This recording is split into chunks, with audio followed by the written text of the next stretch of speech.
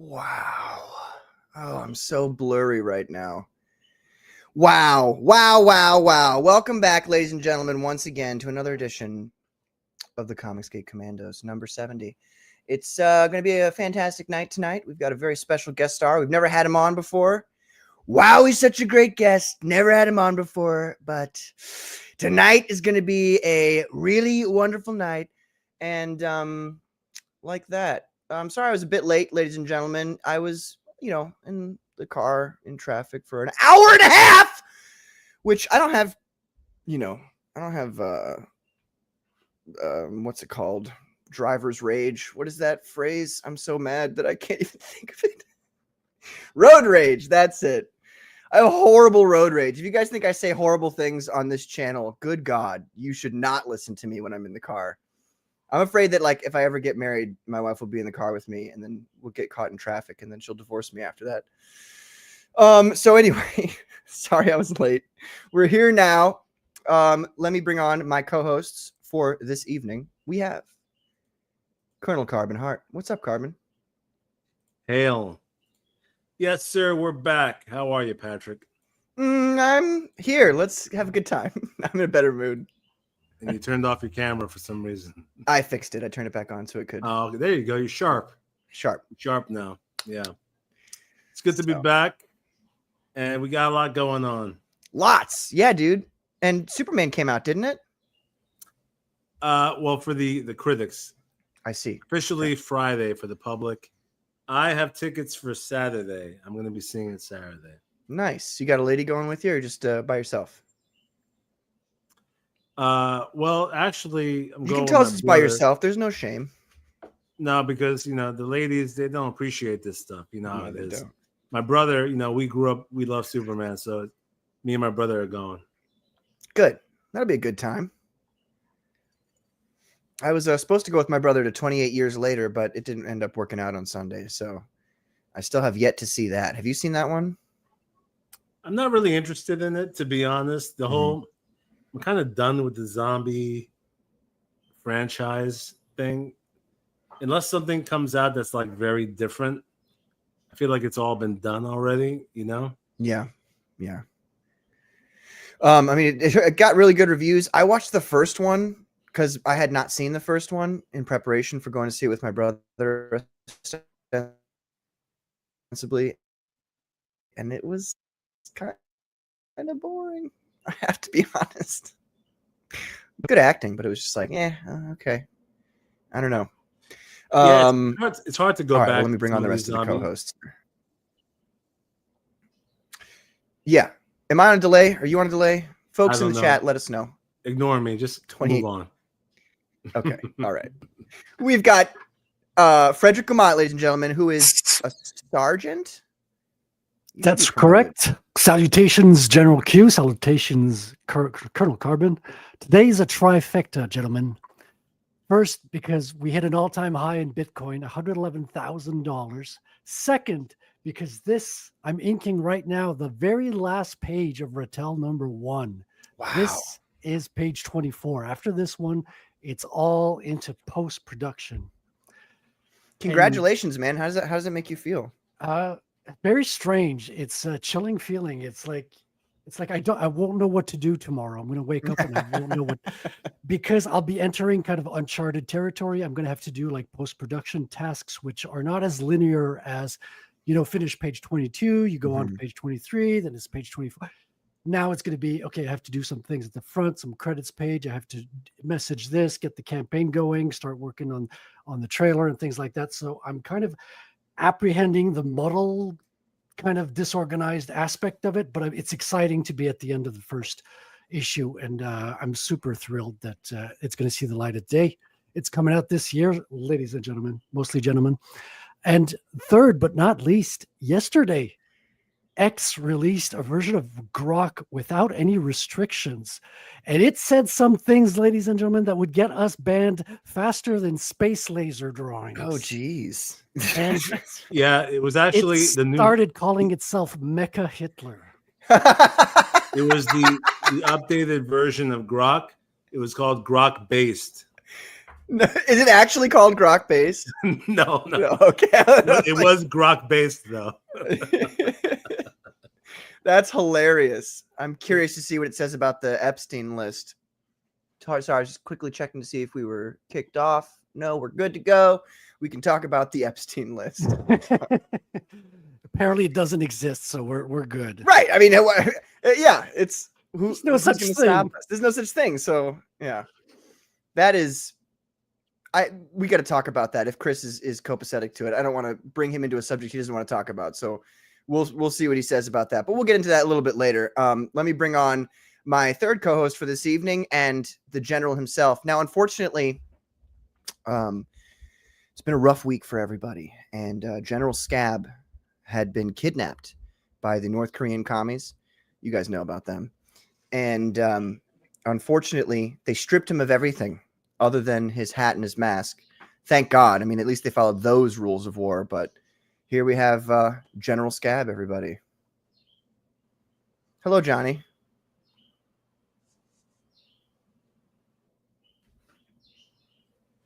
What's up, brother? How you doing tonight, lads? Everyone in the chat, lovely to see ya. What's up, Johnny? They took everything I had. I was in a pit. Well, we're glad What's you're up, out now, Bob? Johnny. You all right, mate?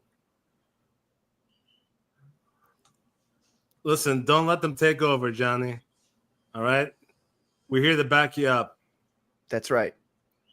If you put a donkey in front of them, they might get really excited and distracted. We're You might be already- able to escape. We're already done Rams. for. We're done here in England. Oh, you done? You think so? Geez.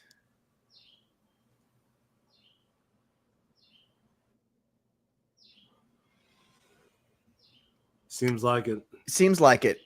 Well, at least they didn't take Johnny's bad internet. Sorry. I'm sorry, Johnny. We love you. You know we do. All right. Well, let's bring on, without further ado, ladies and gentlemen, our very special guest star for this evening. It is, in fact, Chris Graves. What's up, Chris? What is up, gentlemen? That commie internet fucking sucks, huh? Dude, it's horrible. Poor Johnny. He's trying to stream every week. He does at least one stream, and the internet just takes a shit on him every single time. That sucks. It does. It really does. So, What's but up, he's Chris? here now. What is going Nice on? to meet you, man. Same here, brother.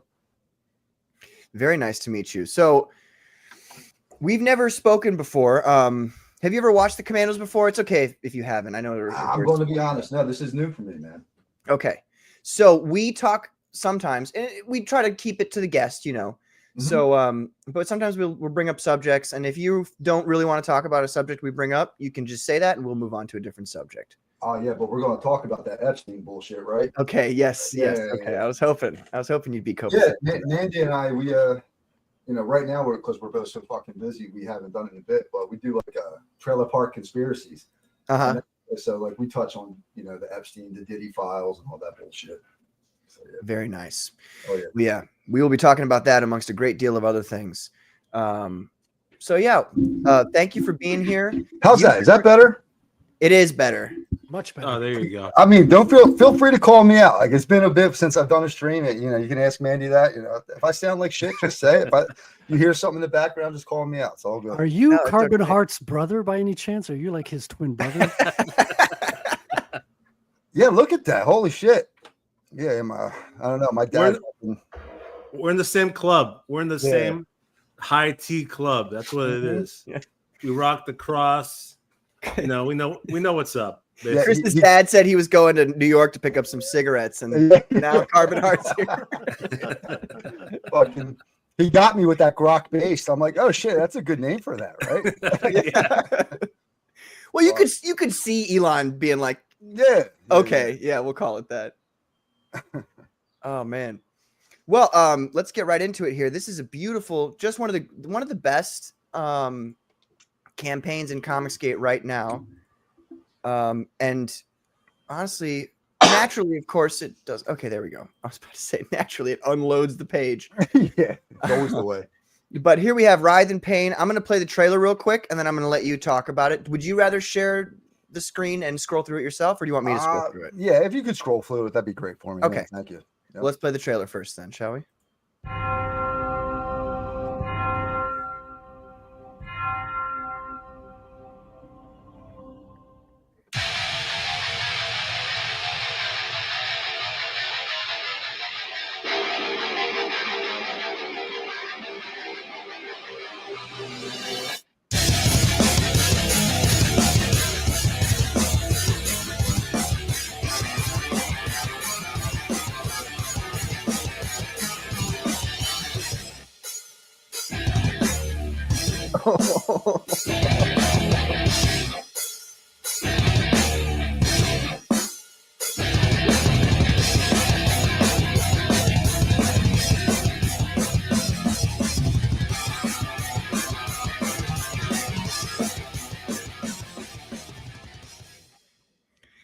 Very, very cool. Did you have a hand in that music there, Chris?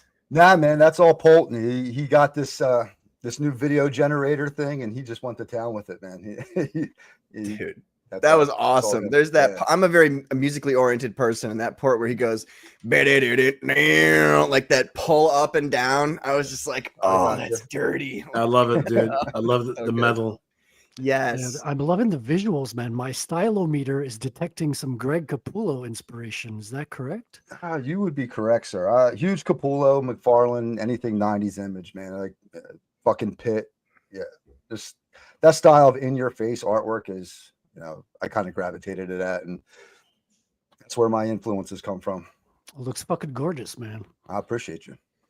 So how did you get into, because comics isn't your main thing, right? I mean, Right. So it was weird. Like I always, always doodle and drawing, and I put some stuff online here and there. But like I want to get some of my timeline a little jacked up. But it was right around COVID, and everybody's sitting home, and I was like, oh fuck, I might need some more money. So I started reaching out to just to do some, like little indie books and or commissions, and then just one thing led to another, led to another, led to another. Next thing I know, I'm doing fucking Vampirella.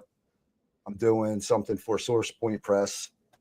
So it was just kind of like, once I got out there and started really putting the work out there, things started happening. It was pretty cool. But the problem was I had already had like an established lifestyle. This wasn't something I ever like anticipated on doing like for a career.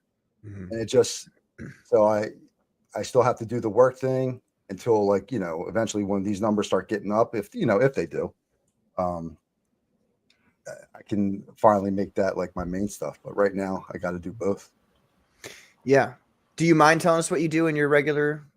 No. Yeah. I'm a union floor layer, believe it or not. Oh, geez. Yeah. So like Yeah. and listen, I'm blessed, man.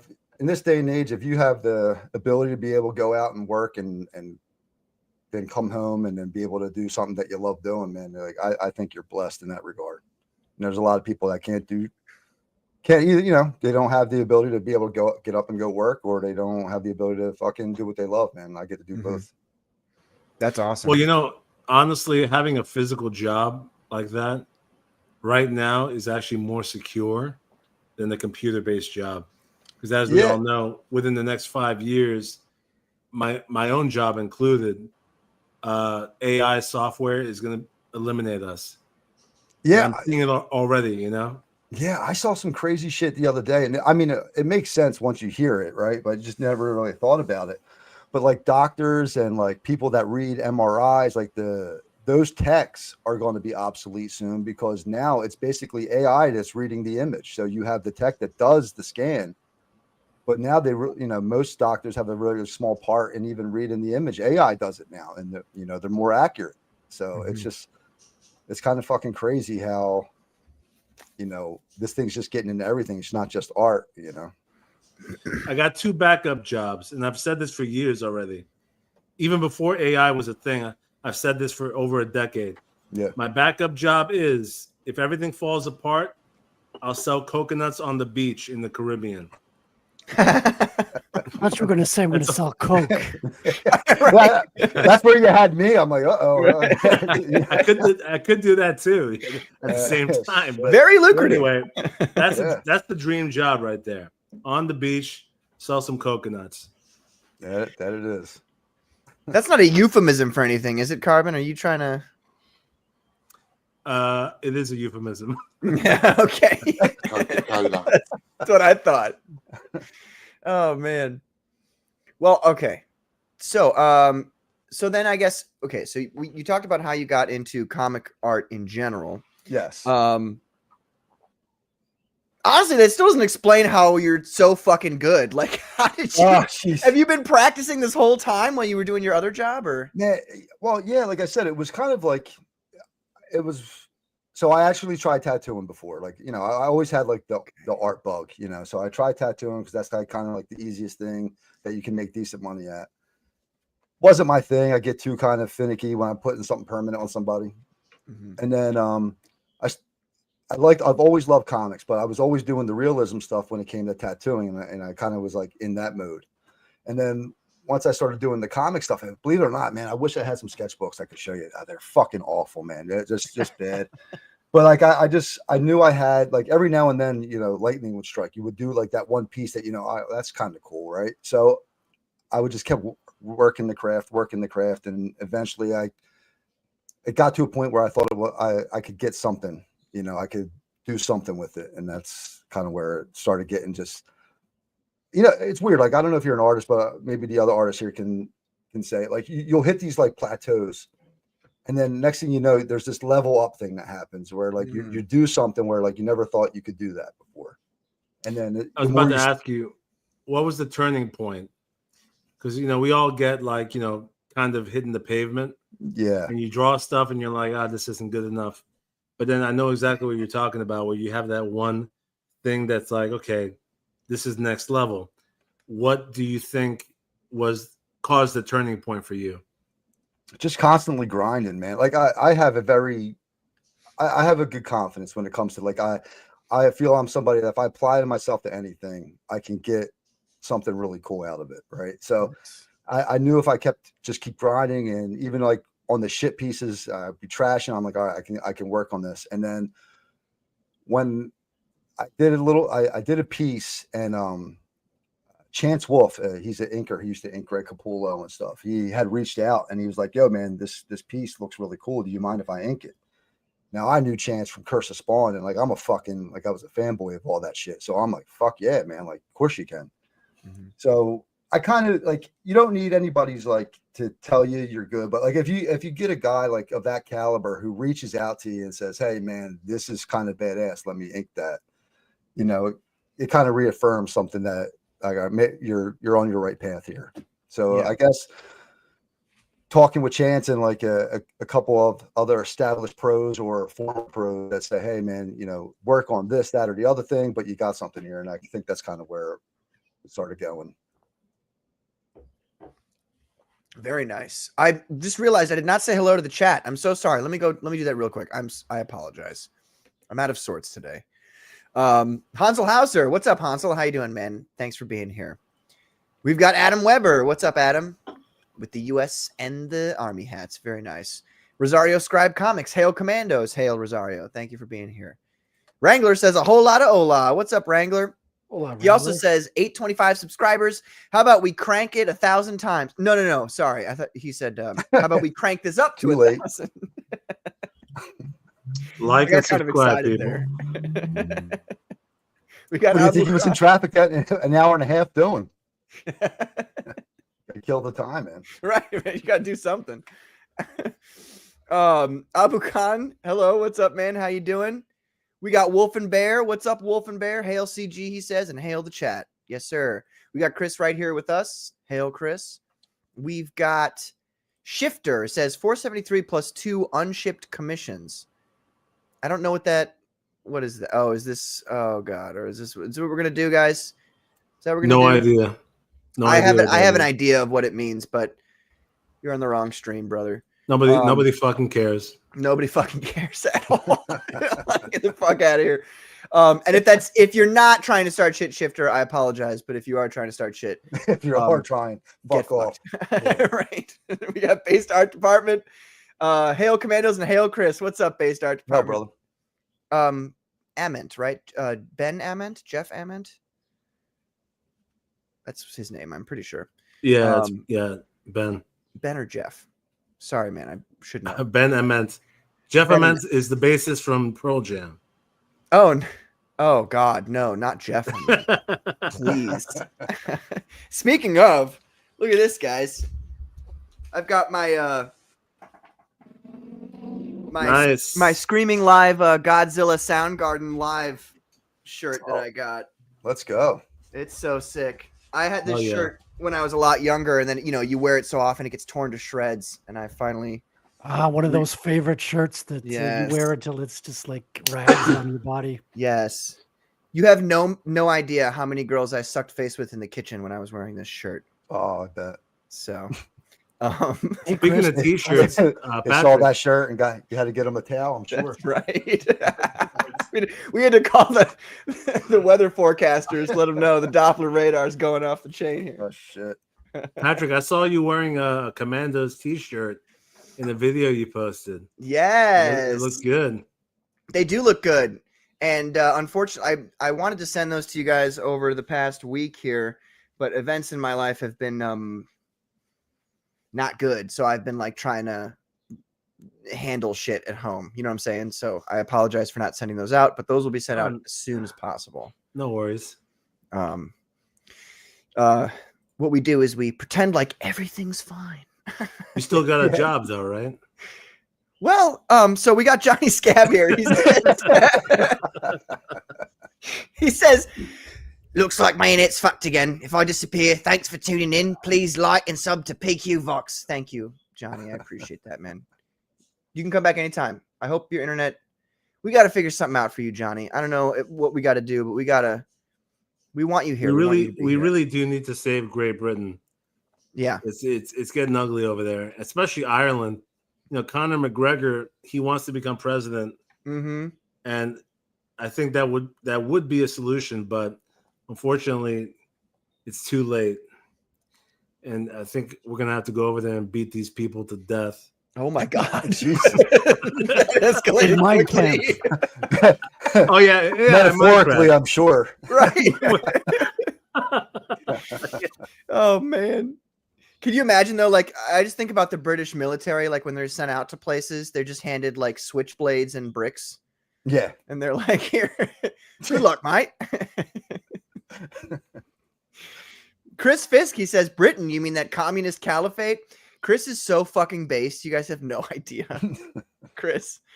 Oh man, we gotta get you back on, Chris. Yeah, we got to get Chris back on. He's got 2 weeks going for his campaign. He needs 4 more backers. We had him on Proof of Comics last night. A great guest. Always a pleasure, Chris. Only 2 weeks left on Infinite Tale. That's correct. Well, let's do this. Next week we are going to do a Comicsgate comics retrospective of all the things that we've not talked about, which is a million different things. I mean, I have both of the Sherlock Holmes Leviathan. I've got Battlebrick Road. I've got a million other things. I've got Godfoe Universe. I know it's not technically Comicsgate, but you know how it is. And I'm trying to rope him in. I'm trying to like taint him with the smell of Comicsgate so that he can't, Come go on away in. from us. The water's fine. Yes, that's right. And a bunch of other things. So it was going to be we're going to go over a bunch of comics, but Chris, if you'd like to come on, we'll have you on again. We'll promote your book and we'll also talk about all the comics that have happened. Yes, that's good. So yeah, that'll be a good time. And let's see here. No, I got through all the chat. Okay, I got through all the chat. But did you guys hear too, speaking of Conor McGregor becoming president, did you hear that, and I'm pretty sure this is 100% true, that Trump announced that they're going to have a UFC fight at the White House? Oh God, yeah. Did you guys see that? Him versus fucking Michael Chandler. Let's go. That'd be amazing. I'm watching. I don't give a fuck. Yeah. Sign me up. Dude, I'm I tuning love in that for that. motherfucker. That's the most American thing I've heard Yeah. ever. Like, I was upset about the Epstein list, and then I saw that, and I was like, oh, maybe Right, it's good all diversion, isn't it? right. It really is. That's his redemption. It's like, all right. Yeah. Yeah. Fuck that list. Bread and Yeah. games, bread and games. But wait a minute. Is McGregor fighting in the White House? Wherever they hold the venue, he said he would fight. He would actually fight. Yeah, Yeah, he's fighting crazy. Pam Bondi for the Epstein list. There you go. It's gonna be AOC versus Pam Bondi. Yeah, he's pretty rough with the bitches, so I'm sure Yeah, that's right. he has no problem with that. Wow. AOC is gonna have to cut some weight. I don't know if you guys seen videos of her recently, but Big booty Latina, eh? bigger booty Wall- Latina these The wall's days. coming. Mhm. That bartender wall is coming. the wall. Oh man, great stuff. Okay, let's get back to this, shall we? Share the screen again. Got a little distracted. All right, so we've got Writhe and Payne number 2 here. Now, let's see here. We've got one right here, the reprint. No, is this reprint a new cover? Yeah, you don't have to go through all the tiers because Mark put like all the fucking tiers on there, man. So like Okay. you have a catch up tier. If you dig the book, you can get the catch up tier plus, you know, the new book. We'll have a line art variant if you want that. You can get that with the book as well. You know, we got the John Malin cover. If you scroll down just a little bit on the main, yep, that's John Malin's cover. He was very gracious and hooked us up. And you know, when this first came out, even Ethan said this is he thought this was one of John's best covers. And you know, I remember when that came out. It's a sick cover, dude. I was super stoked when he did it, and I still love looking at it now. But I guess the best value for your buck is the Payne pack. That'll be at the top of the other side there. Yep. And I'm pretty sure that just gets you everything. But we have add-ons as well. If you go on the add-ons, we'll have like, you know, shirts. There's actually a book I did a cover for called Biker Meister of Mars. I was fortunate to get a cover with Polton. Yeah, if you There we go. it is. Yep, right there. So, yeah, man, it's a witch hunter turned detective. When he can't kill the witch that his final witch, he ends up falling in love. They have a family. Years later, it's a bunch of missing kids, and he's on the case for it. And what happens is his oldest daughter goes missing, and now he becomes hell-bent on, like, I got to get to the bottom of this. Well, then he realizes that the dark forces that he used to hunt are responsible for the missing children and his daughter. But while he's so hell-bent in doing this, his youngest daughter, Grace, our witch here, her powers are manifesting. And so now they got to kind of, witch hunter and witch have to join forces to go try and stop the dark magic that's, you know, tearing up their small town and taking the children.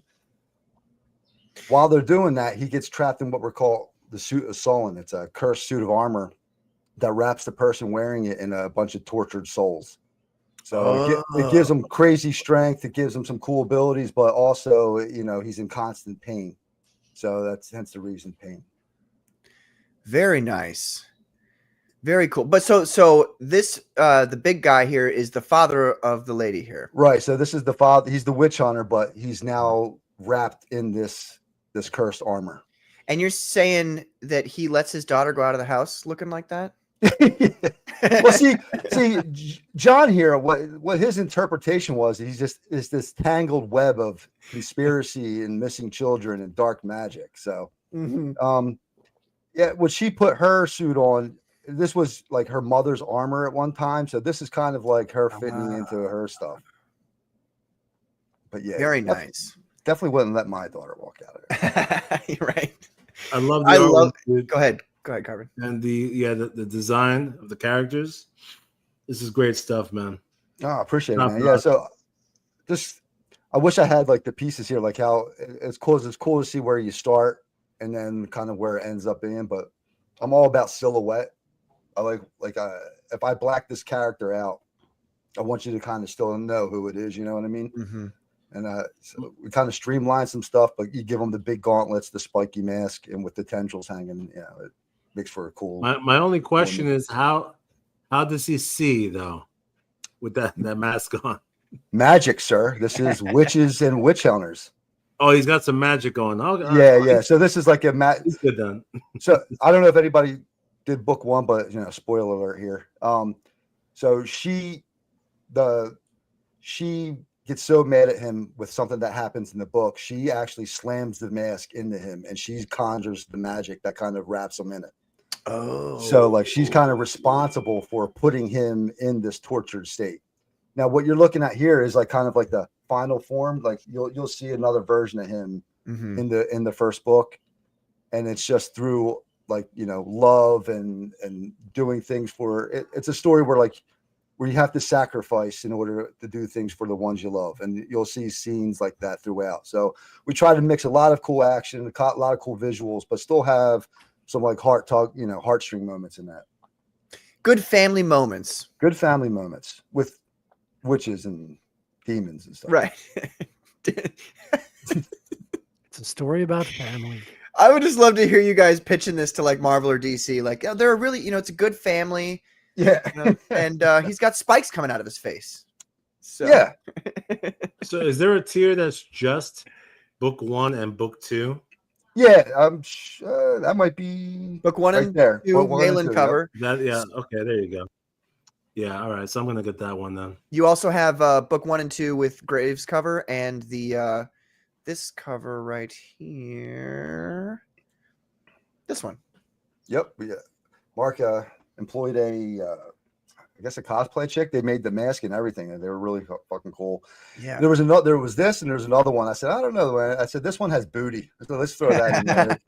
kind of contours the mask, you know, like frames it really nice. So that's what I was. That's really cool, man. It kind of reminds me of that classic image of Spider-Man walking away from his costume that he's thrown in the trash can. But instead of a costume in the trash, it's an ass. Right. Yeah, perfect. Exactly.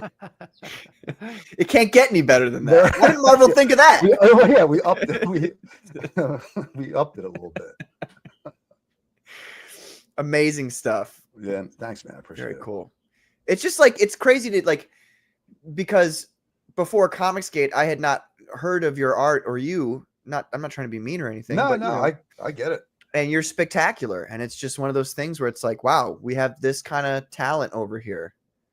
Oh, fuck yeah, dude. I mean, I appreciate it. And there's so much talent over here. That's the fucking problem. Mhm. Like, I mean, all the kings and people that aren't kings, that's just fucking so much cool artwork here. And especially compared to what, like the mainstream and all that stuff, where a lot of the work that you're doing is kind of just boring. And all the shit that was like 90s, the stuff that attracted us to comics in the first place. Well, me, you know, I can't speak for anybody else, but it attracted me to comics. It seems like it's over here now. Like, it seems like mainstream's slowly trying to get little bits back, but this is where all the fucking cool shit is. Yeah, and it's not just you. Like, I hear references to 90s comics, 90s art all the time. Like, that period really resonated with a lot of people. Mm-hmm. Yeah, I think it was just like, for me, man, I can't remember if this was 80s or not, but I remember Todd's cover with Amazing Spider-Man where he's punching the Hulk through the fucking, like, I remember seeing that, and that blew my fucking mind. That was like, all right, if I ever wanted to draw comics, that's the type of shit like I want, like something that comes off the page, like whether you like McFarlane or you don't, like, you know, flawed anatomy or whatever, that dude could just do fun looking shit, and it felt like it was coming off the page at you. And that's kind of, I like that energy. I like that style of art. You can't stay indifferent with Todd. Like, I hated his art when I saw it for the first time, but like I couldn't stop stop myself from buying it, reading it, and then I started to love it. I was like, how does he do this? Like, you can't do that. You're twisting it. And I learned to love him with time, and now he's like one of my all-time favorite artists now. Dude, and not just the art, man. Like, when you hear, like, especially now with the videos, there's that thing he just did, something about it was a video about how he came up. To hear the fucking passion that this dude has for his craft and what he does. You know, I get it. He's a businessman. He don't really do the art stuff anymore. But just to hear the love for, like, just wanting to make shit look cool and all these ideas that he had, man, like, I don't know. It's inspiring for me. And he was always one of the most generous artists with tips and advice, whether it's career or art. Like, he would be like giving so much information in every video, every interview he was on. Yeah, I heard that about him personally too. Like, I actually had like a little toy. So I don't know if you can see it. Let me make you big here. Hold on. Yeah, go for it. There we go. Yeah, Hey. Yeah. Nice. Yeah. So this was handcrafted by, or hand sculpted rather, by a guy named Enrico Bada, and he actually worked for the sculpting company for McFarlane Toys. And you know, he like me, he's a huge McFarlane fanboy, and he said, but same thing, like that he would walk around and he would have no problem giving advice. You know, he wrote letters to him when he was a kid, and Todd wrote him back. He met him at a con, and it's just like everything you hear about the dude is fucking, you know, as far as fans are concerned. Like you know, you can't talk about the business part because business is fucked, but Yeah. you know, just how he was with fans and aspiring artists, man. It's like I said, it's inspiring. Do you guys think that he ever, like, because now he's so successful with his other endeavors, and so it kind of maybe takes up a lot of his time, do you ever think he regrets that he can't draw as much as he used to? I don't know.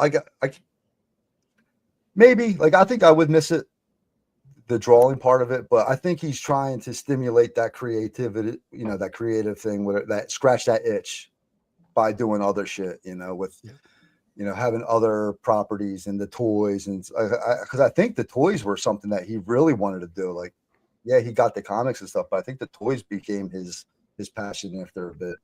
And he did long runs. Like he did a long run on Spider-Man, then like Amazing Spider-Man. Then he had his own Spider-Man title. And with Marvel, like he was pissed off at the end. Like he was ready to quit comics and go do like business ventures with sports cards and things like that. Yeah. But that's about the time that Rob came to him and said, "Hey, we're starting Image. Do you want to come on?" And he was like, "Well, okay, yeah, that kind of give him a second wind in making comics with going back to his favorite Spawn character from his childhood." Yeah. I mean, I would think at this point, I do believe that when it comes to an artist or even a musician, you do get tapped out. I feel like after a certain number of years or a certain number of creations, especially if you're making like classic shit, that like it's kind of, you're done, because anything you do might not live up to your best, you know? Like, for example, Jim Lee, his recent stuff is not living up to his peak, obviously, you know? So sometimes you need to hang up the mantle. Yeah. See, I don't know, man. Like I see some of that new Jim Lee Hush stuff. Like I didn't read the book, but he posted like something where Batman was on a motorcycle and people are like, "Oh yeah, he's not even trying anymore." And I'm looking at it like, fuck. Like that's, if he's not even trying, then yeah, like, if he's not even trying, like what the fuck? It looked great to me, man. So like, well, the funny thing is that it's still better than anything else out today. Oh no, yeah, that's the funny thing. Like even our home guy, Dale Keown, when he posts something, like it pisses me off because it's almost like I'll post something on the internet, like, man, this looks really cool, man. I'm really getting there, you know. And then fucking Dale will post something, right? And I'm like, motherfucker. Like I messaged him. I'm like, dude, what the fuck, man? Like that's absolutely crazy. Time to quit comics, right? Yeah, it's just like when you got dudes that just fucking have it, man. I mean, he's a legend for a fucking living legend for a fucking reason. So, oh yeah, he really is. And speaking of Dale Keown, that's another subject that we can discuss. The Pit Omnibus. Yeah, he posted a video today about that. Oh yeah, and Mandy streamed about it just a second ago. Yo, isn't Dale scary when he's got his hood up and he's fucking being all serious and shit? I'm like. I haven't even watched the video yet. I'm excited to watch it. I've been at work all day, so it's a short one too. Like I think it's 5-6 minutes or something. It's not long. Nothing crazy. We could EFAP it on second half of the show if you want. For sure. Where's the fun guy on Ballers, man? And he was just fucking, you know, he's just tired of the bullshit, man. Yeah. And I'm happy for him. I can't wait for this fucking omnibus. It seems like Dale's one of those guys, and there's a lot of people, you know, you'll meet them in your life. They're just like incredibly nice guys that they don't want to get involved with anybody in a negative way. So sometimes maybe that leads to them not saying something that they should have said. And so then everybody assumes that they think this, that, or the other, or agree to things that maybe he don't really want. Like, you know, and I would never speak for Dale. He's more than capable of speaking for himself. But just like, I think we've all done that. Like where you're just trying to like, like, you know, you just go along just to be cool. But let me tell you, this is one of the most humble fucking dudes I mean, he's got fucking off the charts talent, and he's the most humble fucking nicest guy you'll ever talk to. I mean, just really fucking cool dude, man. He's a very cool guy. We've got a couple new people in the chat here. By the way, Johnny, if you're listening still, Johnny, I can't like grab these links and put them into my thing to see what these are. Oh, Jesus Christ. So, if you want me to bring these videos up though, Johnny, just DM them to me and, we'll take a look at them. Katie Did says, "Hail Chris and Commandos." What's up, Katie? Hail, Katie. Hail, Katie. Hopefully she gets a chance to hop on later. That'd be cool. If not, Frederick, he's got her book open, so it'll go on her permanent record if she doesn't. Oh, yeah. Okay. Just ready to write it down. That's right. He's raring. And then we got Art Haida. He says, "I didn't get the notification for the show." Oh, Patrick must still be on the naughty list. Oh, shit. Yeah. Oh, Yeah. I heard we got. Can we talk? I heard you got flagged or something. Yeah. So the stream got taken down on YouTube 2 weeks ago. Okay. And it was at first I was very, very mad because I try to keep this show like we don't go after people. We'll talk about things that first of all, I don't feel bad about going after Eric July. I don't feel bad at all about that because I gave that guy almost more than $500. So I can say whatever the hell I want about him. Yeah. Holy shit. That's a lot of money. It is a lot of money, but when you believe in a cause and you really believe in it and you're trying to like help people get to that point. And you're buying into what he was. Yeah, no, right. I get it, man. The parallel economy. What parallel? Okay. I don't want to get into a rant about that. But so there's certain people you can just lay into. And then there's other like, how would let me, I'll give you a good example. Like the whole Richard Embry stuff. We had Richard on as that was occurring on the show. And we on this show, my Commandos and myself, refrained from talking about the subject. And we just, we were talking about just the book and, so I like to keep things, generally speaking, drama free. Yeah. But there are certain subjects that get brought up that like affect us all. And, I don't really have I don't want to make the whole show about drama. We can talk about it. You know what I'm saying? But we're here to talk about the beauty of comic books. We're here to talk about Chris Graves' amazing, fantastic artwork. So that's what I try to keep it to. Speaking of not drama, Shifter here appears to be like a regular, like top bloke.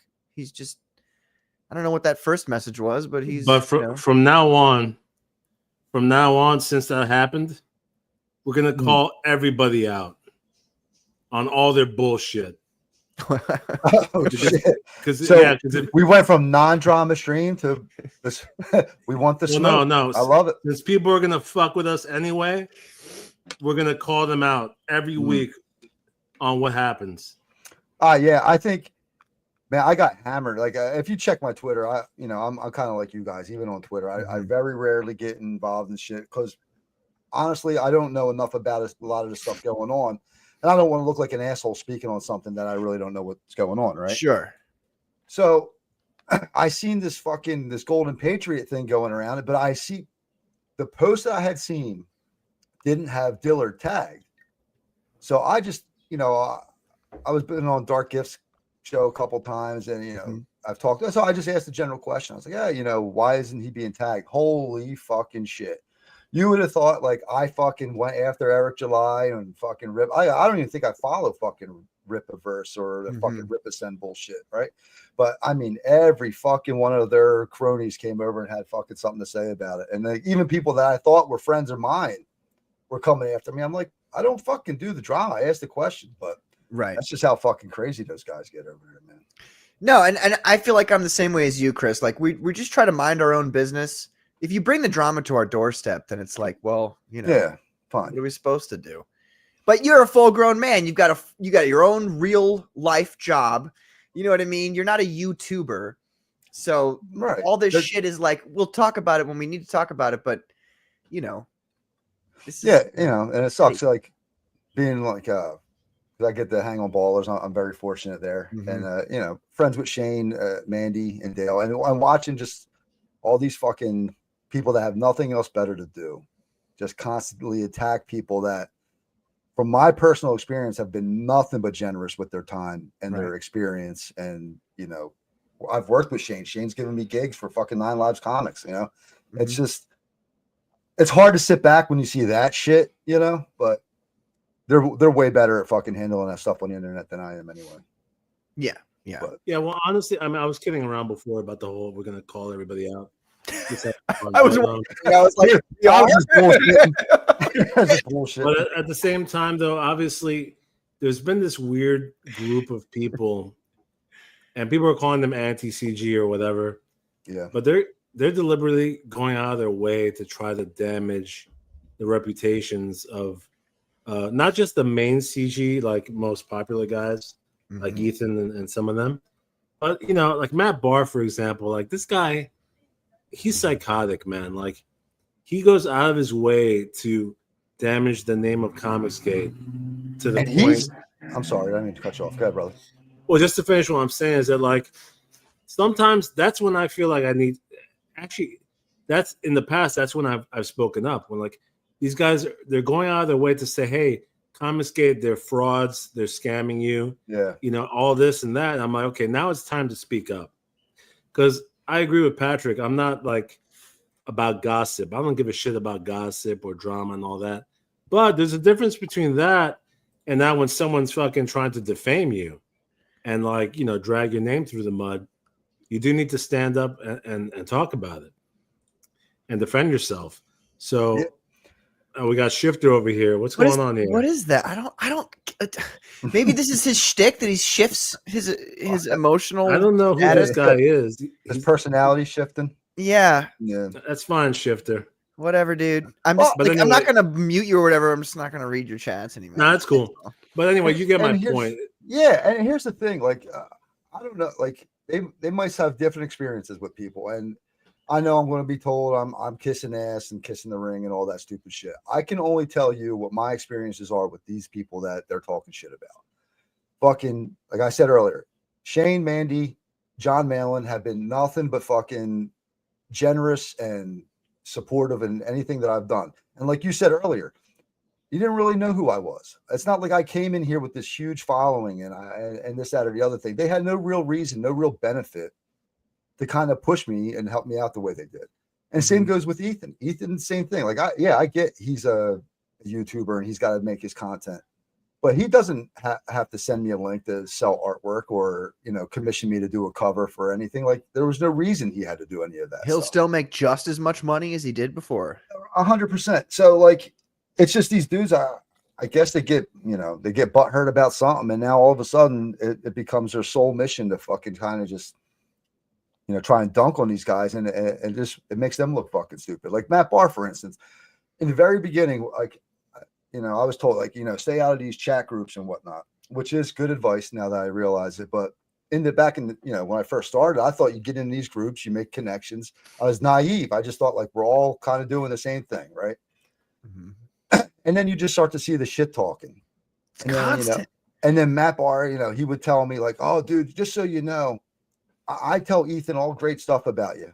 Yeah, until Ethan drops the DMs where you kind of look like you're like an obsessed chick, you know? And then one of them is you're talking shit on me, like, you know, comparing me to other artists and that I'm this, that, or the other thing. So like, where was like, how anybody's supposed to take you serious when you're lying about what you're saying? Yeah. So, and he's just a fucking, like, that type of shit is clown behavior to me. Well, in independent comics too, it shocks me how many people don't seem to understand this. In independent comics, you're not backed up by a company. There's not some better business bureau you can go to complain about, oh, I didn't get my book, or oh, this guy was me. Like, it's literally just the trust that the backer has in you. Yes. The creative team. And it's like, why would you do anything to make people feel like you're not a trustworthy person? Even your like peers, you know, obviously I'm not peers with you guys, you know, but like I would never like lie about something I was saying to you guys because it's gonna get found out anyway. This is the internet. You think your shit's not gonna get found out? Yeah, especially when you're sending a million DMs to people, right? Like, saying the contrary. Like, how do you not understand that trust is the most important thing that anybody has for you? And if you break that trust in any number of ways, like Matt Barr had that specific incident where he went into somebody who'd backed him and doxed their, name and address and all that. Oof. I mean, that's like, how can anybody ever trust you again? Like, Yeah, that's I don't, unfortunate. Yeah, that's that dumb shit, man. And I mean, that's why, honestly, all of the guys who have spurred out on Twitter, I feel like they do themselves in by their crazy behavior to the point where I don't understand how they've been able to kind of, well, I guess I do understand. They grow in numbers by attracting people who have been, I guess, spurned by Comicsgate, like John's Dongbox, for example. He's a new member of Anti-CG because his book didn't do too well.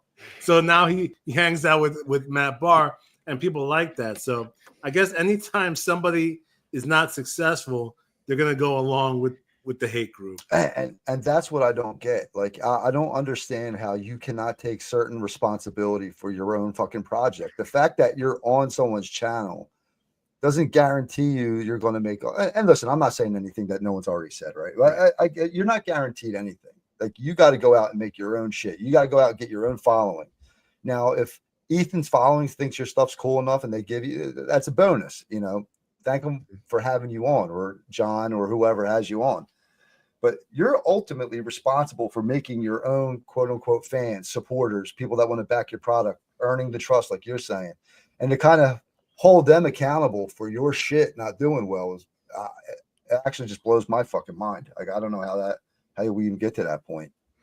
It's so entitled too, isn't it? I mean, yeah.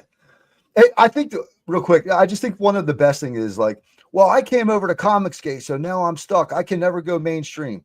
Well, who the fuck says you were ever going to go mainstream anyway? Like, more times than not. And I'm not shitting on anybody. Listen, I get it. It's hard to get noticed, especially as an artist or whatever. It's flooded. But who the fuck says Marvel's going to pick you up or fucking DC's going to pick you up? One of the main reasons a lot of people come to Comicsgate was because it's a smaller group of people where you may be able to get seen, So this shit where like, oh, well, you owe me to fucking support me and back me and promote me because I came here because, I agreed with you. And you said, if I came here, you would fucking back us and all that shit. It's so stupid. You're responsible for your own shit. Yeah. And people take the wrong things so like for my first campaign, I had a different artistic team entirely. We made, and by we I mean me, because I paid for everything up front, so everything that came in was my money. Nice. Which was $1,600. So my money turned around into printing and shipping. So God damn, man, what it is like that sometimes. So I had 48 backers. Phenomenal Tales #1. Ethan had me on his show. Mandy and Shane had me on their show. They helped me make a ton of money. We reached $5,600. That's what's on that up, campaign. man. So you take that. So I got help from those big people, $5,600. And then we go to Phenomenon #2, which closed out at I forgot 2.6, something like that. And while Shane and Mandy did have me on their show, there wasn't any, like, there was like maybe 3 sales from that show, which I'm not. This is not a complaint. I'm just emphasizing the point to people. You're saying the facts. Yeah, I got right. you. And I didn't go on Ethan's show for that campaign, so I ended up really with like 3 exceptions of backers having way more backers and making $1,000 more than I did on my first campaign when I had, when it was by myself, which is like, other people would look at that and go, well, they supported me last time. Why won't they support me this time? My campaign wasn't successful because they didn't lift me up. And it's like, God, stop. Like, take a step back. You have more fans now. You have more people backing you because they want to back you and not because anybody suggested it to them. Right. Take that as a positive. Why not take that as a positive and move on with your life and be happy about that? It blows my mind how people get so upset. And also how people think that, like, you're going to make your money back. You're not going to make your money back for a while. Yeah. I mean, this is you trying to get your stuff out there and right. be seen. And then hopefully down the line, when the stars align and all that stuff goes, and you get a big campaign, and it becomes worth it. But like you said, the shit where people just automatically assume that it's their response, like they by the big guys of CG, like it's their responsibility to make their brand big. Like, listen, like, is Ethan like, what if he looks at it and he's like, dude, this sucks, but I don't want to tell the guy this sucks. Right. So like, I'm just not going to back him. Like, because Ethan knows if I go on there and I say, hey, this sucks, there's going to be a fucking, hey, yeah, you know what? This kind of does stink. Like, I don't want to back it. So maybe he just pulls back. And again, I'm not speaking for Ethan. I'm just kind of like, thinking, but think about yourself. If you had somebody on your, if you had a big, if you even had a show in general and you had people on your show, would you feel like you wanted, like, even if you didn't like something, would you feel okay about lying about it? You know what I mean? Like, I don't like this, but I'm going to lie to these people who watch me and like my shows. Yeah. So I guess not to bury somebody, I wouldn't like maybe I would just find things that I did like and be like, yeah, I'm not sure about the story. Maybe so-and-so's writing it. I think they're writing shit or whatever. And I'm like, yeah, well, but some of this artwork looks cool. Yeah, I would try to pick out the positives. This way, you can try and not bury them at the same time. You're not lying to the people that respect or that, want to trust you. But I don't know. The thing is, though, the merit of the quality of your work will kind of make you sail through all the bullshit. Like, if you have a book that looks amazing, like, let's just say hypothetically, you're a brand new guy in Comicsgate, right?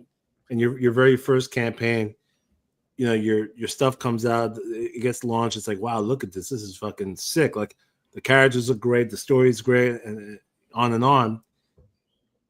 Like, that's what's going to make you sail through.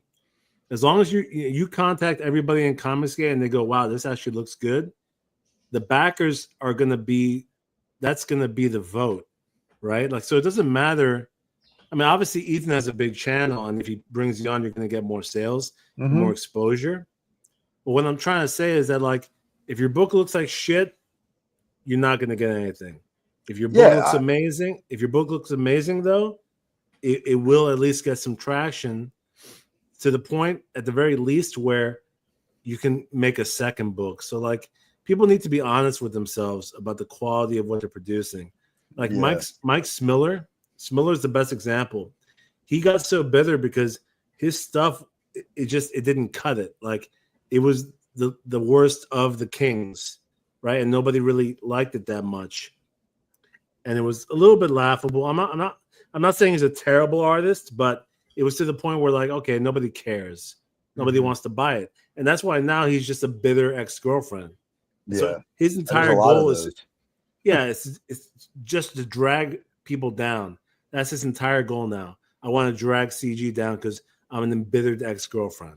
Yeah, and you know what's sad is, like, you're not giving credit to, like, the fans of these bigger streamers in Comicsgate. Like, you think just because Ethan says buy something that they're all fucking mindless people that are just going to buy it because Ethan said so? Like, it's borderline disrespectful. Like, they're going to look at it, and now all Ethan or John or Mandy or Shane can do is say, hey, they're on here. We're trying to promote CG guys. We can, we appreciate the hard work they're putting in. Hey, take a look. Now, if the followers or the backers or the fans want to buy it, great. But they have their own minds. If it looks like shit, or maybe they don't buy into you. Maybe you're fucking boring as you pitch. Maybe you're like me and you stumble on the fucking pitch for fucking 3 seconds as you're trying to, but like that all plays into it. You can't blame them for you not being able to resonate with the fucking fans and the supporters and the backers. You just can't. Yeah.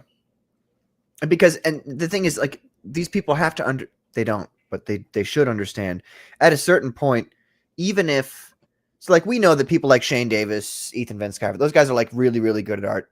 I guess John Malin. Yeah, he's kind of good, right? I'm joking. But but, like, there are other people who aren't as good at art as those guys, but still make a pretty good penny. And the reason is because people like look at those people and they trust them, and they trust that they're going to deliver on what they're talking about, and that it's going to be at least to the quality that they've seen so far. And so it's not, part of it is the quality. And part of it, I think, is the trust aspect. Yeah. Then part of it that nobody wants to talk about. Well, some people like to talk about it, but they like to talk about it in an incorrect way. The idea behind your comic book is super important. I think a lot of people in independent comics think, I'm going to do, independent version of this character. Right.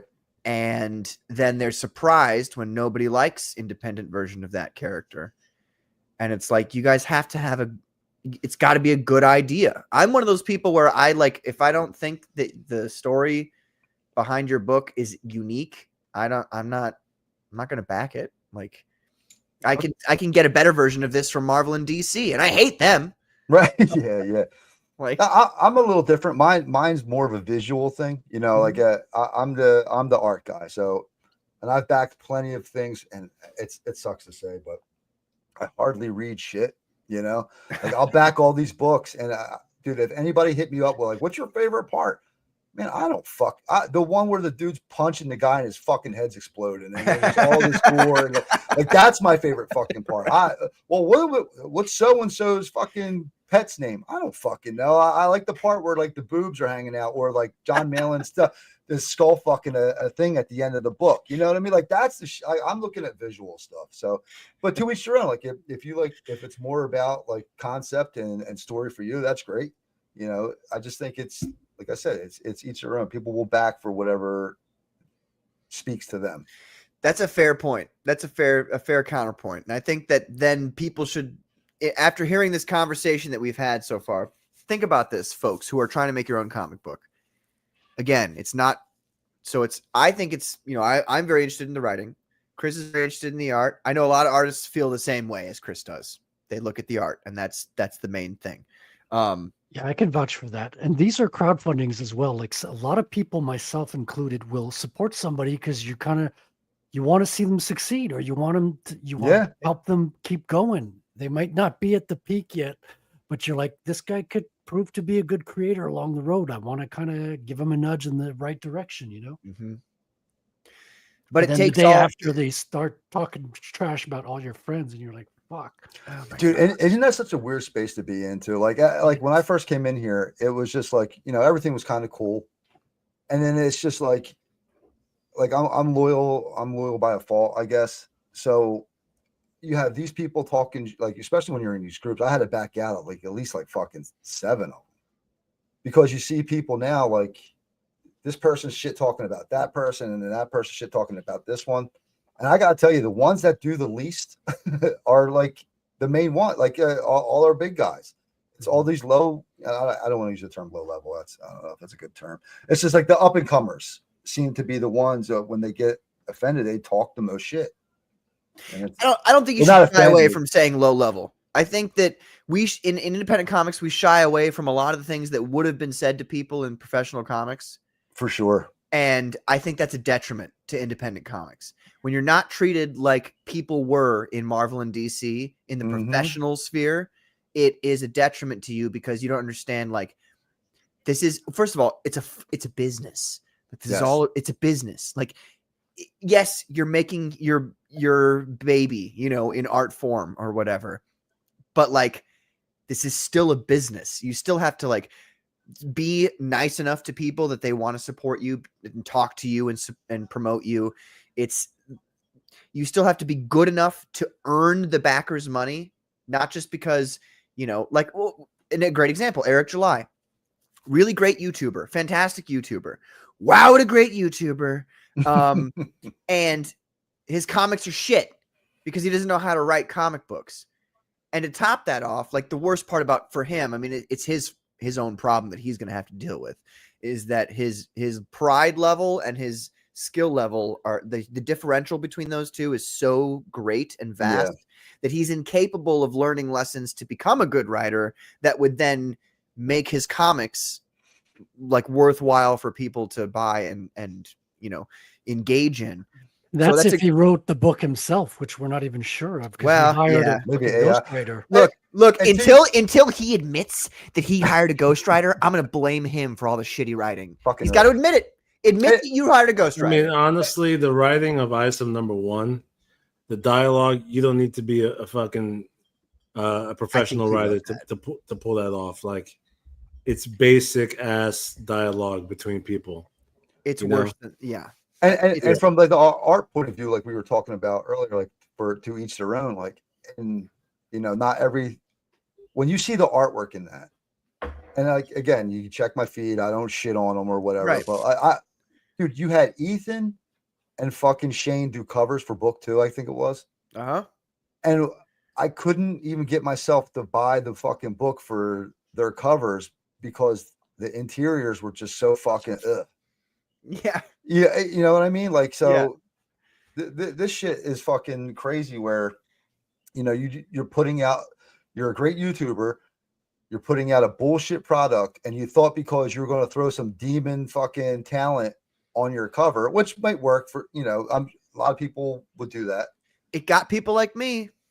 Dude, and then you sell fucking Shane's for an astronomical fucking price, and you kind of like I don't know, man, like, yeah, it's a thing where you put these great covers and nobody wants to open that book and see this amazing work on the front, and you open it and then it's fucking 3D asset bullshit.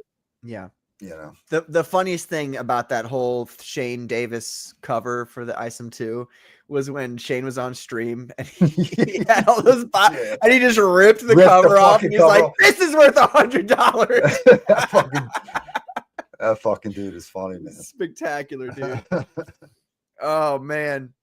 Okay, I gotta take a whiz real quick. I'll be right back. Chris, you've now watched the show before, so there are times when I have to go to the bathroom. Baby bladder? All right. Yeah, so I'll be back in 2 minutes. He Carmen's has gonna be watched like, the he's show gonna be back before. in 7 minutes. He's gonna go smoke a cigarette. I'm not gonna go smoke a cigarette. I'll be right back. I promise you. Awesome, Patrick. Just you know, have a good conversation while I'm gone, and don't bring up gosh, I was about to say something that would have got us canceled. I'm just kidding. Oh Christ. So what's going on, fellas? I'll bring it up. We could bring up anything. Bring it now up. that Patrick's gone. Yeah, fuck it. Pull it up. It's his fault for leaving. Exactly. So what happened with Ballers? You just don't have the time to do it anymore? So like I wasn't trying to bring the show down a little bit. So I had a couple bad not experiences, but just I lost my mother and I almost lost my father in the same week. So Sorry to hear that, man. It's cool, man. I appreciate it. So I had to take a step back and handle some family stuff. And part of that was, you know, I had to do some more day job stuff. And it just took away a lot of my time because between doing that and I got a couple of NDA books that I'm working on that I can't talk too much about, but it's just my time was nil. And but the schedule's opening up, which is great, and I plan on being Ballers back on Ballers this Friday. I love hanging out with those guys. Sweet. Yeah. Yeah, it definitely is probably one of the better CG streams. It is hilarious. Yeah. Oh, it's just fun, man. And it was funny. I had a Garden State Comic Fest. Was it last weekend or weekend before? Weekend before, I think it was. And I tell you, man, the CG crowd they come strong to that. I don't know if that sounded right. Come strong, but they show up big when what I just walked back in. Yeah. I said come strong, and I was like, holy shit! I don't know if that was the right fucking term, but they show strong. they show in force, you know, at the Garden. Well, they State come Comic strong because Fest. the books are that They're just Hang it over and so over. excited, and they pull it over 1,000 times or something like that. So yeah. But they talk about Ballers and they're like, you know, what's it like? And I'm like, I get to sit there and watch Shane and fucking Mandy go at it, right? And my only thing that I try to do on that show is say like inappropriate dad jokes just to get a chuckle or a laugh out of Dale. Like that's pretty much what I fucking. It's just they're so good at what they do. Like I pretty much have to sit there and just fucking. I get to join the ride. You know what I mean? Yeah, they really are. They're funny, man. How was Garden State this year? It's fucking great. They changed the venue. It was like a nicer venue. It was pretty cool because the table next to me, they didn't show up. So now I had like fucking 12 foot of fucking space. It people came up, just, I got to sell some Writhe and Payne. I got to sell some artwork, talk Comicsgate. It was, and I bring my family when I do these not streams, when I do these conventions. And, it's just cool for my daughters to kind of see the interaction and, something I created, be able to sell and pitch to people and see that they like the artwork. It's just it's a fun dynamic for me. Jamie asks, Sleeping Psychopathy, she says, do you go every year? I will be. So I think my first time was 2 years ago, and I've been since. And we're even having one in Vineland, New Jersey. They're doing like a winter version, which it's not official, but I'm going to be doing like the artwork for their badges and their banners, man. So I'm pretty excited about that. Oh, that's sick. Yeah, fuck yeah, man. Very nice. I want to bring up some chats here that I had wanted to mention before. Derek the Dukester Clay is here, ladies and gentlemen. He says, howdy, everyone. What's up, Derek? Thanks for being here, man. Art Hyde says, Chris needs fans that simp as hard for him as Pat did for Eric. Hail, Chris Graves. That's true. Yes. Hail, brother. Katie before had said that I skipped her comment and then she stopped commenting. This is how, it's a woman thing. Yeah, you know how it is. Chicks, man, Right. Emotional. At the moment I say I'm so sorry, she'll say something like, it's fine. And it's not fine. Then you're in trouble when right. Right. Right. I'm fine. You're like, oh fuck. Right. She'll just text me back. We'll discuss this later, and I'll be like, Duck Boy added me to it at the start, and I'm not involved in it. I know Elasmat. I think she's the person she's talking about. Oh, okay. But added you to, I guess, a group chat or something like that. Chris Fisk mentioned The Cult of Personality, a fantastic song by Living Color, which is a fantastic band. Nice. They're like the funk version of Soundgarden. They're like the black version of Soundgarden. That's the best way I can describe it. They're so fucking good. And Chris Fisk also said, it's all Mean Girl shit. Just make your book and be happy we still can before AI and the jeers take our jobs and we're all forced into communist breadlines. Well, that's kind of true. Something else, but and you, I got you. But that's why you got to develop your own fucking fan base, man. Because why else is AI going to, or else AI is going to take over if you don't have a fan base or people that support your work? It's just going to be, hey, draw me a book in Todd McFarlane style. I mean, that's where it's going to be soon. Right. Do you think? No, you're an artist. You guys are artists who are artists here, and anybody artists in the chat or who are listening to this after the fact, please comment. I think that once AI art becomes a really big thing, there are going to be a lot of fucking loser writers who use AI art to make their comic books, and they're going to do that. They're going to say, "I need this." Like if I were a loser, I would be like, make me this comic book in like a Jay Lee / Alex Maleev style. Yeah. And AI would do it. They would do it really well, but it would look soulless. And I think that the maybe not the average person, I think probably 50% of the human species can look at something and go, they don't know why, but they're like, that's soulless. Now, my point is that I feel like there will be people with particular styles that will be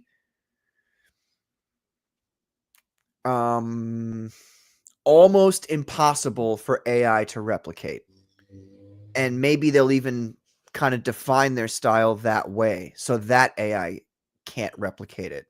So maybe random things that you add in that technically don't make sense or things like that. How do you guys feel? Like, how do you as artists feel about that concept? Well, it's already begun. Like I've seen people try to sell AI books. They're really ugly at this stage, so you can tell it's obvious, but they're still getting supporters from a small group of people. Yep. And even in the bande dessinée, like I was covering a European comic, and it said in the beginning pages that it was not made with AI. So people are starting to indicate it like this is made by a human. It's now like a stamp of authenticity. I think people are going to be looking for that, like non-GMO food. They're going to be looking for human-created art as well. Right. Yeah, I think it's going to make a push. People do a push for more traditional stuff. Once all this AI you get flooded with AI, I think people are going to start craving traditional art. It's just anything else, Right now, AI is cool and it makes things a hell of a lot easier. But then, what happens when you want something to hold and that someone put their blood, sweat, and tears into it, and the techniques and all that shit. So, I think it's here. It's here to stay. We got to figure that out. But I think part of that is going to be having to work more traditionally. Yeah. Well, there's that, and there's also the fact that AI, for the most part, creates images they look perfect to a degree, right? Like everything is symmetrical, everything is glossy, and I've said this before on this show where I feel like artists who have an eccentric style are going to be more successful in that things look a little imperfect. Exactly, like Carbon. anatomy, for example, not looking like things we're used to seeing. So that way, AI, for the most part, is not really going to generate stuff like that. Yeah, and I mean, at the end of the day, AI it's inevitable, unfortunately, and so we can't avoid it.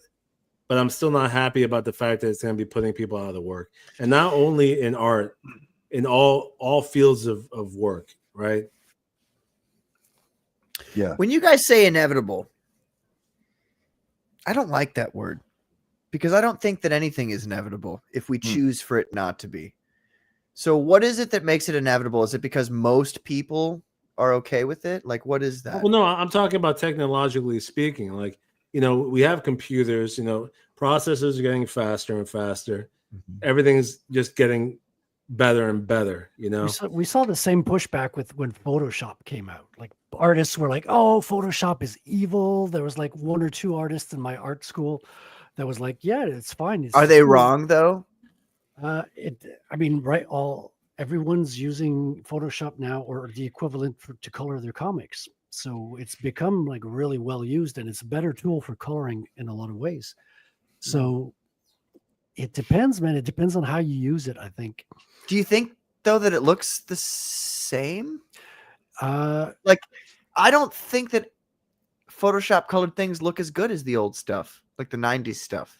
Maybe that's just me. Maybe that's just an aesthetic taste, but dude, I'm looking at some old 90s stuff and it is almost like primal. Like it's a lot of flat colors. Some of it was cut. It's not as beautiful as nowadays. You have things are lit.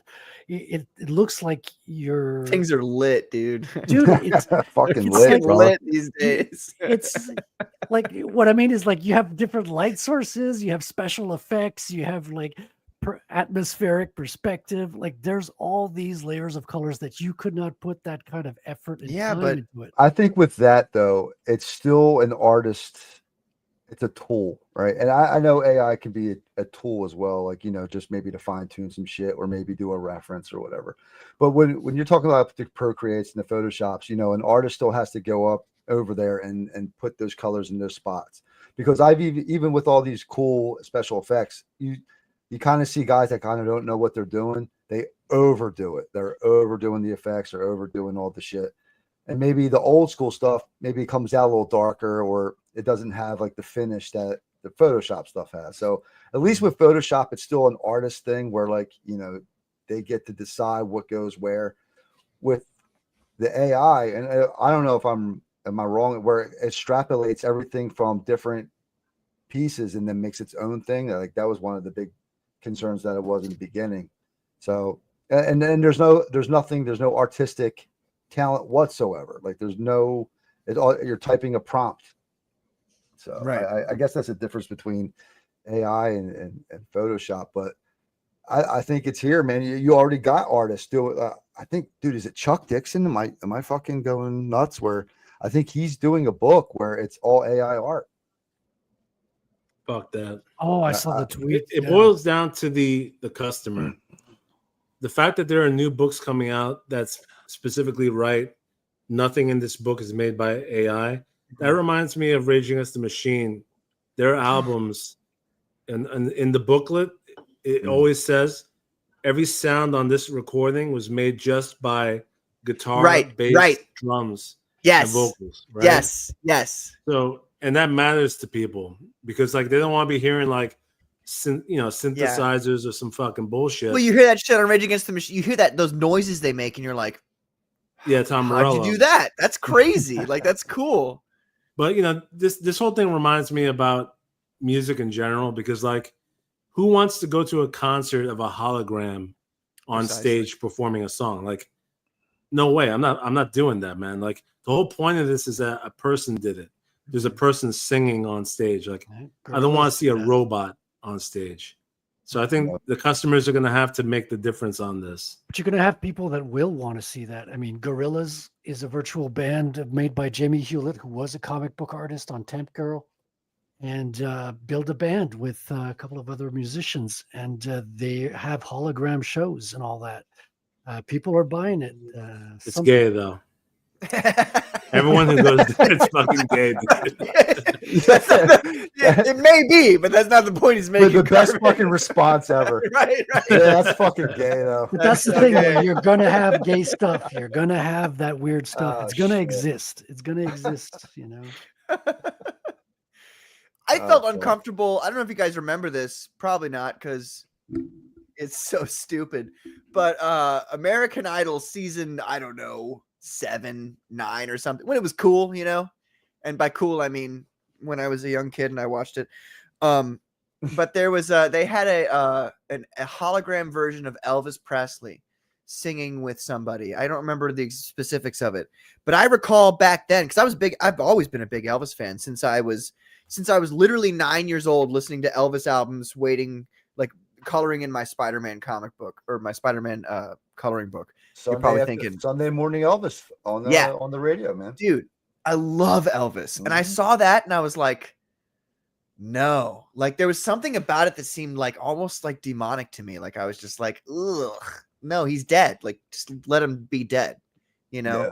I'd rather watch the live videos of him doing his shit than this. This is not, and so I don't know, but I don't feel like, against your point, Carbon, at this point in my life, gosh darn it, I grew up and I was so like, humanity's so great. Everybody just wants everything that's good for humanity.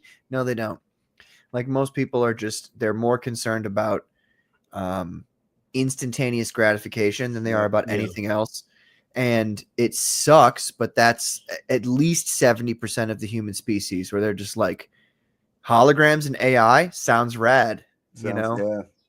Well, it's up to us to control those people and make sure that that their will does not succeed. I mean, when they're all in camp, it's not going to be that will, difficult. So everything will go to shit. If we just, wash our hands of everybody and go, hey, you know what? Do what you will. That's what's happening in Europe now. Like that's why Ireland is being taken over by Muhammad. Mm. And by Muhammad, I mean literally men named Muhammad. Right. Lots of them. Yeah. It's happening in Canada too, by the way. Like my whole city is unrecognizable in the last year. Oh, man. It's not good. It's a problem.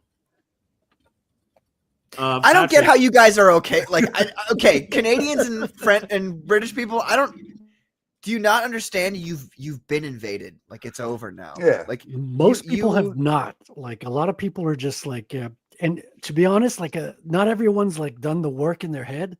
A lot of people are just scared to be called racist still. So people will let their country be taken over because they don't want to be called racist. Well, it's all diversity and junk.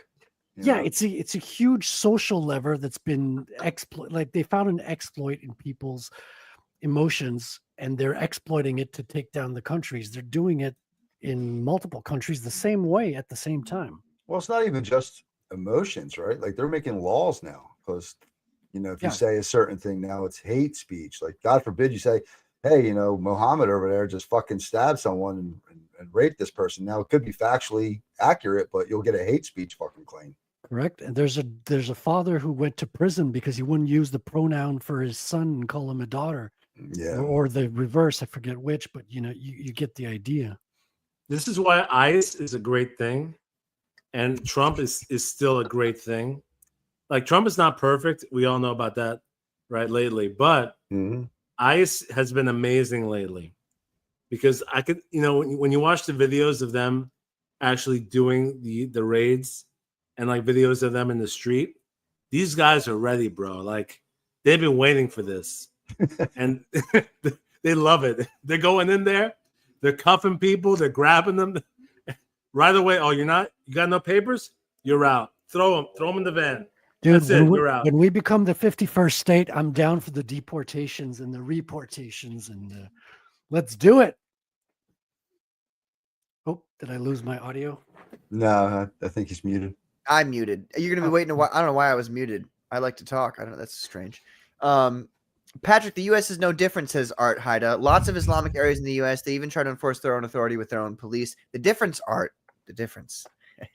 is this beautiful thing I like to call the Second Amendment, and it gets to a point where like you can try. You can try to now. I don't disagree. There's a lot of infiltration of people who ought not to be here. Because I'm of the opinion that like if you want to live in America, then you have to conform to Christian ideals. And if you don't like that, then you can fuck off. That's really how I feel about it. Like this country is a Christian country. It was founded by Christians. It's not any particular sect of Christianity. And that was what the whole freedom of religion thing was about. If you know your history, which most people don't, and they don't even care to know their own history. But the whole freedom of, they always tout that. Well, freedom of religion, separation of church and state. First of all, there's no such, I've said this before, there's no such thing as the separation of church and state. There will always be a ideology that the state has that will define how it operates. Your ideology can be any number of things. Currently, right now in America, it's atheism. So you get responses that atheism would give to moral quandaries that it can't answer because it can't answer anything because atheism is a fucking useless religion. But then you have, other countries like, Iran or Afghanistan, they're Islamic countries. Okay. Israel, a Jewish country. Okay. Europe, heavily atheistic until now they're coming to the realization that Europe isn't a country. I understand that there's gonna be people out there. Oh, he's so stupid. He doesn't understand Europe's not a country.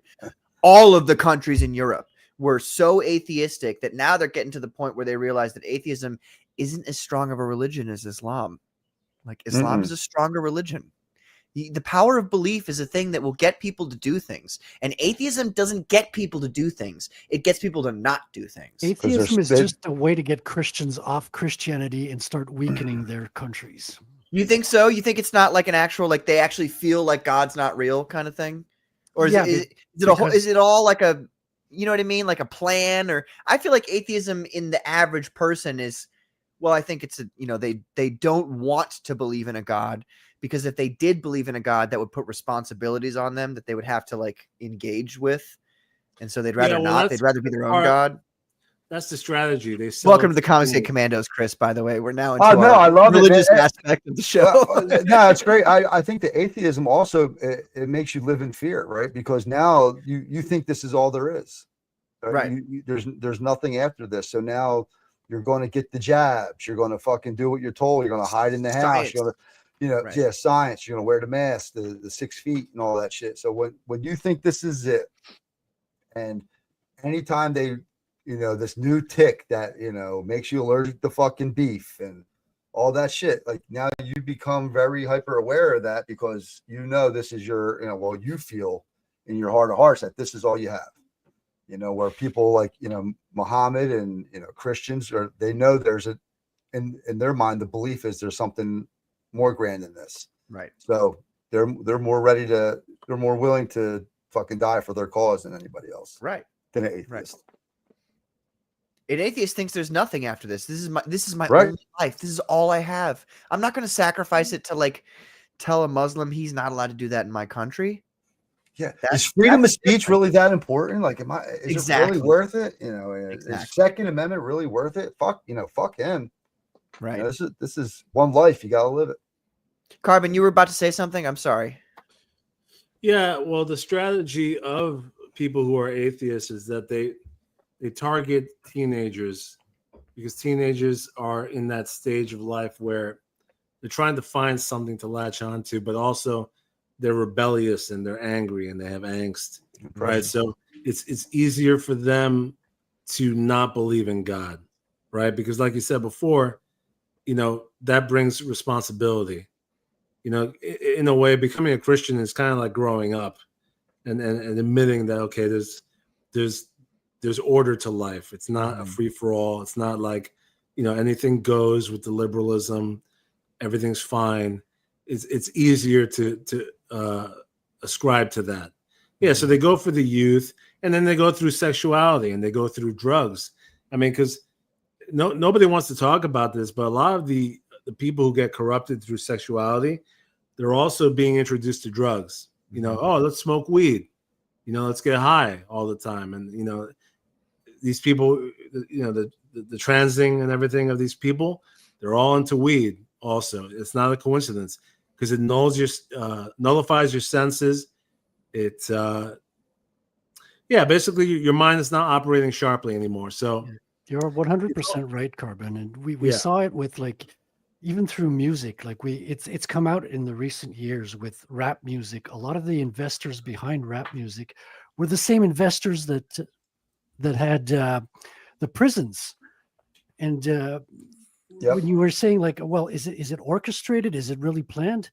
Well, there's a reason why they teach all this, science stuff in school. And a lot of it is just bullshit, to be honest. When you grow up and you get out of school, you realize a lot of what we're taught was just made up bullshit that you cannot verify, A lot of it, though, you don't end up learning. So I want to bring up some Art Haida comments, though, because he's made some good comments here. But one thing that they tout in school is that evolution. That whole evolution thing. This is a hot topic. I'm just going to get right into it, shall we? There is literally zero evidence to point to the claim that evolution for the human species is what happened to the human species to get where we are today. There is zero evidence. And all of the evidence that has been brought forth by pro-evolutionary people has always been, get this, fabricated. It's not real. They've combined skeletons from a bunch of different people to create something they call the missing link. There is no missing link. There's no such thing as evolution for the human species, at the very least, did not occur. But that's something that we are told is 100% a fact throughout all of our school. And I'm sure there's some people right here on this panel right now, or people in the chat right now who are like, he's full of shit. There's 100% evidence to support the claim of evolution. There isn't. Find it for me. Find for me, and I'll post it on. Oh yeah, I was wrong. There is not, though. You will not be able to find evidence supporting the claim that primates evolved, macro evolved into human persons. You won't be able to find it. Yep, that's exactly my point. And it's the predominant belief in our society today. Right. They'd have us believe that if you watch TV, if you go to school, you'd think that's the quote unquote normal thing to believe. But as you say, when you do the homework, when you go research on your own, you realize, no, there's no foundation to this. Mm-hmm. That Darwin guy's full of shit, huh? I mean, look, it's okay. I accept anybody asking questions. Darwin's like, oh, maybe this is what's going on. Maybe this is the theory. But that theory of evolution, which is just a theory, has been taken way too far. Speaking of going way too far, we got Katie Did, ladies and gentlemen. What's up? That bad, huh? Katie, you're muted, although I'm not complaining. Oh, hey, Katie. Got him. How you doing, Katie? You're asking for it at this point. I know. She hates me. You there, Katie? You're still muted. She's probably letting you have it on mute. Yeah. Look, which is probably the better for everybody. Yeah, it's another woman given the silent treatment. Shocker. Look, this is Katie. Wow. Got her. It made her that mad. Oof, what is it? We were talking about what women say earlier. What does that mean when a woman just doesn't even say anything to you and just walks away? It's not good. That's never good. Well, you're back, Katie. Oh God, please Still just say silent treatment. Say anything. The bathroom reception is not working too well tonight. She's sitting with the lights off in her bathroom. Silent treatment from a woman is bad news, by the way. Oh, Once I you know. get to that point, you're close to the end. It's over. You're on It's the time to couch for a bit. Open up Tinder at that point. Well, while Katie's trying to Shit. figure out her stuff there, Art Hyde has said, non-believer here, no problem with religion. I just don't believe. Still fully understand how this country was built on Christian values and culture. Islamic culture is inferior. That's all I ask of people. I'm not, you have to believe my religion. You have to convert to Christianity. That's not what I'm saying. What I'm saying is like, just recognize that like there That's are what we're better built on. ideas than other ideas. And an idea that Christianity has is like all the ideas that Christianity has are better Well, than also, I every mean- other idea that every other religion has. Art That's Hyde all. is admitting that America was founded on Christian values, but Right. everybody knows that, and that's kind of like a catchphrase. But The they don't truth want to admit is, the entire Western world would not exist if it weren't for Christianity. Yeah. It actually Great is what Britain. allowed for us to develop. Right. Because, and I'm talking about like 2,000 years ago. Which, by the way, what year is it? 2025. That's Year my of our favorite Lord. thing. Mhm. Yeah, to say to somebody when they're like, "Oh, Christianity's not that important." I'm like, "What year is it?" Yeah. Right? Yeah. And so, Gotcha, bitch. if it weren't, if Christianity didn't happen, we would be speaking Swahili right Yeah. now. Yeah. The entire world. Actually, your name would be Muhammad, and I'd be Ahmed. What's up, Katie? You're muted again. Oh, Katie. Wah, wah. Wow. What a Are great we- disappointment, right, folks? Katie. That's just- unfortunate. She's never muted on her streams. No, right. Exactly. We should Curious. get Katie a new Nails that. computer, I think. We should get Katie a new computer. Katie, I'm just gonna leave you here. You can pipe up when you get the nerve. Okay, here Art Hyde is again. I have not read this. One problem I have with Christians and evolution is I know many that critique evolution but don't actually know what it is. I have no problem with disagreement, but know what you're talking about. Well, Art, this is a subject, like the origin of the human species is the subject that I have delved into the most in my adult life. And I have never once found any convincing argument that humans evolved from apes. I have found a lot of people claiming that was the case, and they had evidence to support their claim, but the evidence ended up being falsified, like maliciously falsified. Well, like if they I can add actually knew that it something- was fake, and then they still told people they thought it was real. So, and then that's all aside from the hold on, Frederick, I'm sorry. That's all aside from the copious amounts of religious texts from every religion across all of humanity, across all of time, that claim that that's not the way the human species came about. And I know that a lot of people look at religious texts and they go, well, it's just all falsified, fanciful stories and nonsense. bull- It's yeah, all yeah. story. Right. I reject that Yep. claim entirely. I think that's completely false and bullshit. And It's I just think that dismissive. it's very dismissive. And if you were to take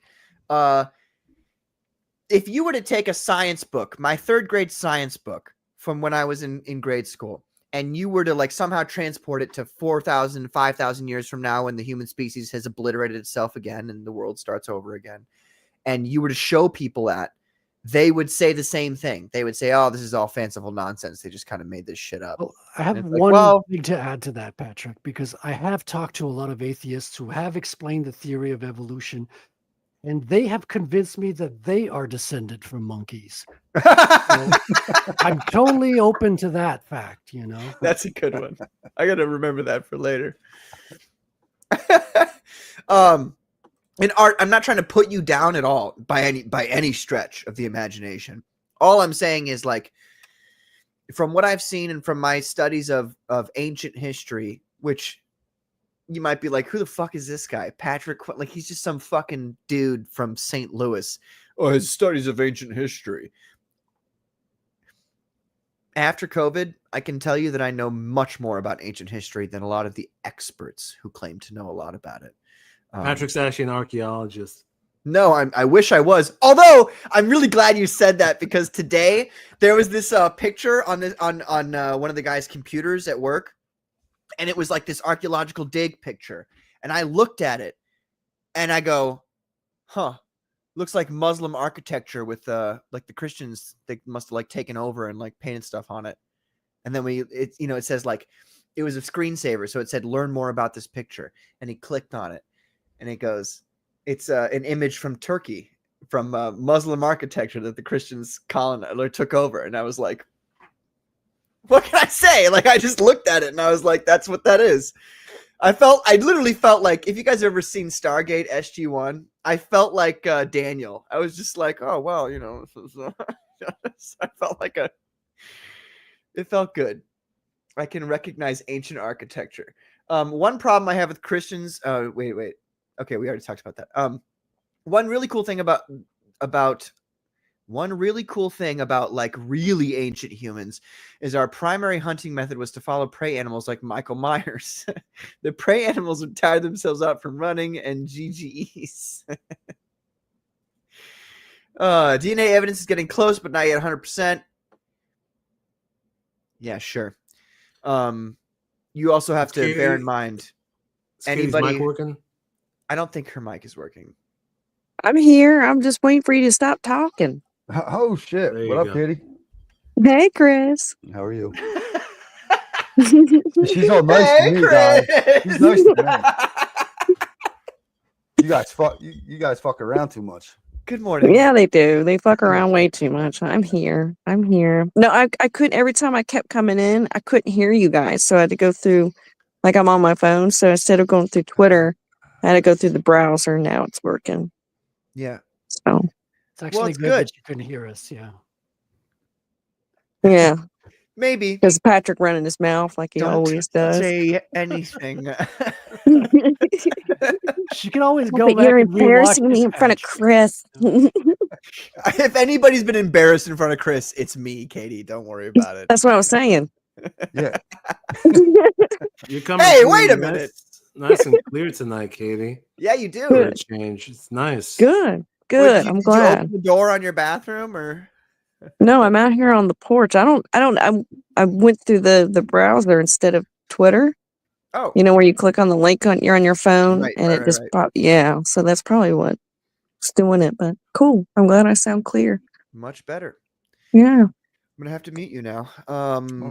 So no, I'm just kidding. Art Haida says it wasn't a critique on you. I know pastors, friends, and the like that don't actually know what evolution is. I have to explain it to them so they don't sound silly when arguing with others. Art Haida, I get it, dude. We're 100%. We're on the same page. I was raised Roman Catholic, so like I know all about what evolution is. That was a big argument I used to have with my Protestant friends, is like, evolution is real. And they were like, no, it's not. It says so in the Bible. And I'm like, the Bible's not literal. And then I became an adult and I'm like, oh God. Oh shit. Like, what have I done? Wrangler says, I got to run. God bless everybody. Have a great night. Thank you, Yep. Wrangler. Have a great night, God brother. bless, Thanks Wrangler. you for being here. I appreciate it. I myself am more monkey than man. You sound like Obi-Wan there. He's more monkey than man now. Art says, no, I don't. I get it. I don't mean you. I have religious friends, including pastors, who legit didn't understand what evolution was. I found it most people, well, just in general, Art, most people don't understand most things. I think that's a theme that we've had throughout this whole show so far. A surface level of information that Google gives you, and that's about as deep as it goes. Grok, is evolution real? That's You what have this to ask is now. Mecca. You got to ask Right. Grok based. Right. Yeah. Grok based. Grok based is like Who evolution is really- fake and gay. And you're like, Who yeah. really runs Grok based? Who really runs the world? Yeah, they lobotomized him like within the same day, unfortunately. Can you save the Jews or no? Right. If regular Grok was a bunch of like Indian dudes in a sweatshop answering questions really fast, then this one's like a bunch of like really sweaty Polish guys. Like, no, that's all bullshit. We need to ask for actual solutions. Grok based. How can we save Ireland? Grok based is like, well, I have a final solution for you. And you're like, no, wait a minute. Yeah. The fucking nuclear codes go sending off. I didn't get that Final Solution reference. I'm sorry. Okay. All right. This is a great subject. I think though that we have expended it for now. I do want to talk about before anything continues. Sorry, I'm just reading through No, I get you guys. And I'd love to continue talking about this. And honestly, if you two want to come on a stream sometime and talk about it with me, and maybe Paul Ravoche, that'd be a great conversation. But let's talk about the thing that Katie came on for. Katie obviously came on to talk about the Jeffrey Epstein list. So, I guess. wait, what did you come on for? Wait, what? Wait, you guys are still talking about that? Oh my god, that's not like real. Grok 5 said days it's not ago. real. Yeah, right. She came on to defend Pam Bondi. That's right. All right, go ahead, Katie. Defend her. Go women. Yeah, she doesn't know who that is. I don't know who Pam Bondi is. Look, I had a It's a long rough day crowd. at work. It's rough. I had to host a huge party at work, getting everybody's food, waiting table, okay? When I'm home, I got some devil's lettuce, kids are in the bed, I'm tired, so lay off me. But anyway, guess who followed me on Twitter right before I came on here? Oh my god, Matt Barr. No, Side Scrollers apparently is following me. If you're not aware, I showed a clip Monday of some stupid troll claiming to be CG. And I fucking had a rant about it, calling the person out like, we don't do this shit here. And this is a troll. Craig, you're a fucking idiot. What You was his should know name? better. Yeah, Well, I that's saw that. Stuttering Craig or right? something. It's Flash goes on there like every Monday or Tuesday or something. Yep, mostly a video game channel, but they talk pop culture. I a clipped little him in my zeros of the week last week. bit. Yeah, he hangs out with Jeremy Griggs on Yeah, he's all Geeks and part of Gamers. that whole griftosphere. Yeah. Well, him and Riley Blabs, his co-host, apparently is running the account, who has the worst voice. I mean, I thought I sounded awful. God, you listen to that chick. Shh. Try not to beat your head up against the wall too hard. But it's her and Clip have been going back and forth all day. Like, he keeps falling for his shit, and it's hilarious because he's Clip was just being Clip, right? But like, if people just take him way too serious, like they have no idea. But anyway, and I didn't say anything. I think I liked a couple Clip stuff, and then I don't know, right for it, they're following me, and I'm like, why are you following me? Because I clipped your ass, like, because I ran it about you Monday. Now you're gonna follow me, okay? They want to know what you're saying. Know Yeah. what you're doing. Yeah. Yeah. I didn't know they gave a shit, but apparently a lot of people give a shit about what I have to say when they really shouldn't give a shit. Like Duck Boy, for instance. I love how Duck Boy puts me right at the beginning of that fucking documentary. It's like You can say I his was at name. work. On I this was channel- literally vacuuming the dining room area, and I heard my name. I'm like, what? And I looked at my phone. I You're said, talking you about son of a-" last Matt, correct? Yeah, Duck Boy. Are you talking about last Matt? Yeah, don't. Yeah. Unless you have a reason to be calling him, like a particular personal reason you want to call him that. Don't feel I like could you say a have lot to of not personal say reasons, but I people's- won't do it because I'm going to be a good girl tonight. Chris I'm is just here, saying and I it's don't want fine. to look like a fucking bitch. Nah, I'm a bring good it on. person. I like that shit. I like it feisty. Yeah, I just he loves a don't good know bitch. what is with Yeah. this dude, man. He is. I have nothing to do with the pet omnibus. Nothing. I have nothing to do with that. But he apparently screenshotted me and Mandy's conversation and that couple. I said that I wish they all go blindfolded, walking out in busy traffic. Oh God, Like, that is a apparently kind that, of like- egregious statement. I'm just saying. It seems like Like, a lot of people getting involved that had nothing to do with that pit omnibus. No, and I'm like, why? Like, I'm right smack at the beginning of it. I'm like, why? Nice. I know. I was like, thanks. Thanks for the free advertisement on my channel. Because you know what? Because I got a lot of promoting coming up. So that's right. Advertise my channel. We got some promotion coming up. Let's get some watchers, get some backers. Thank you. I'm sorry. I've been Now like, you're maybe fuck it's the the Epstein devil's list. Like, lettuce. I can't believe we're still talking about the Pit omnibus. To be honest, I with you. don't understand it Holy either, fuck. Chris. Just Like, I'm what the talking fuck? about the Pit omnibus. I know Well, the you already news- talked about you it heard about earlier. the I'm news, right? sorry. Mandy's going to be doing the omnibus now with Oh the yeah, it's Dale. great. Hell Oh, yeah. she- Please, This I is have fucking not seen scary, this Dale. yet. Oh, she swooped on in. Yeah. You know what? Can Took I just 3 say years. this? I am proud of Mandy. You know what? I know that her and I like had gone through different situations, but we, my situation is different from hers of what we're being attacked for. Mhm. And you know what? I admire Mandy because when I went through my shit last year, Mandy was reached out and she was encouraging, and then seeing this whole pit thing and the shit she's going through and what Duck Boys put in the documentary. It's just like, Why are you calling him Duck I Boy? Do you- admire you need her. to- She do is you a feel like you need to strong. not say his name, or like what's the? I just thing because there? it pisses him off. Oh, he doesn't like it, is what you're saying. No, he doesn't like it. It's more Okay. fun than saying. All right. Yeah. I felt like you Yeah. were avoiding his name to like. I mean, save I could our put it with my an F channel or instead of a something. D. Fuck I boy, mean, yeah. we can. Yeah. But that wouldn't. It wouldn't make any sense. I'm a writer. Look, I'll help you out, Katie. Oh my God! Okay. Shut up, Patrick. I'm kind of a writer myself. Yeah, So, Damn it. let me break this down for you. Hey, No, I said omnibus. I can say that now. Yeah. Oh, see, this is all it took, Katie. All it took was somebody, boy, getting upset with you. Now you can say words correctly. This is amazing. We've Yeah, changed by the way, Katie's life. when you started saying omnibus correctly, it took all the joy from my life, Katie. I'm sorry. Don't worry. I'm sure I'll screw it up. Who is this? Who are you even really, Katie? All right, let's play this clip here. Yes, I have not seen this clip at all. So I haven't either. I have. It's a good one. That's good stuff. Well, let's take a quick peek at it. If you guys want me to pause it, say, "Hey, Patrick," and I'll pause it. Now, first of all, let me just give you a brief history of who I am. My name is Dale Keown.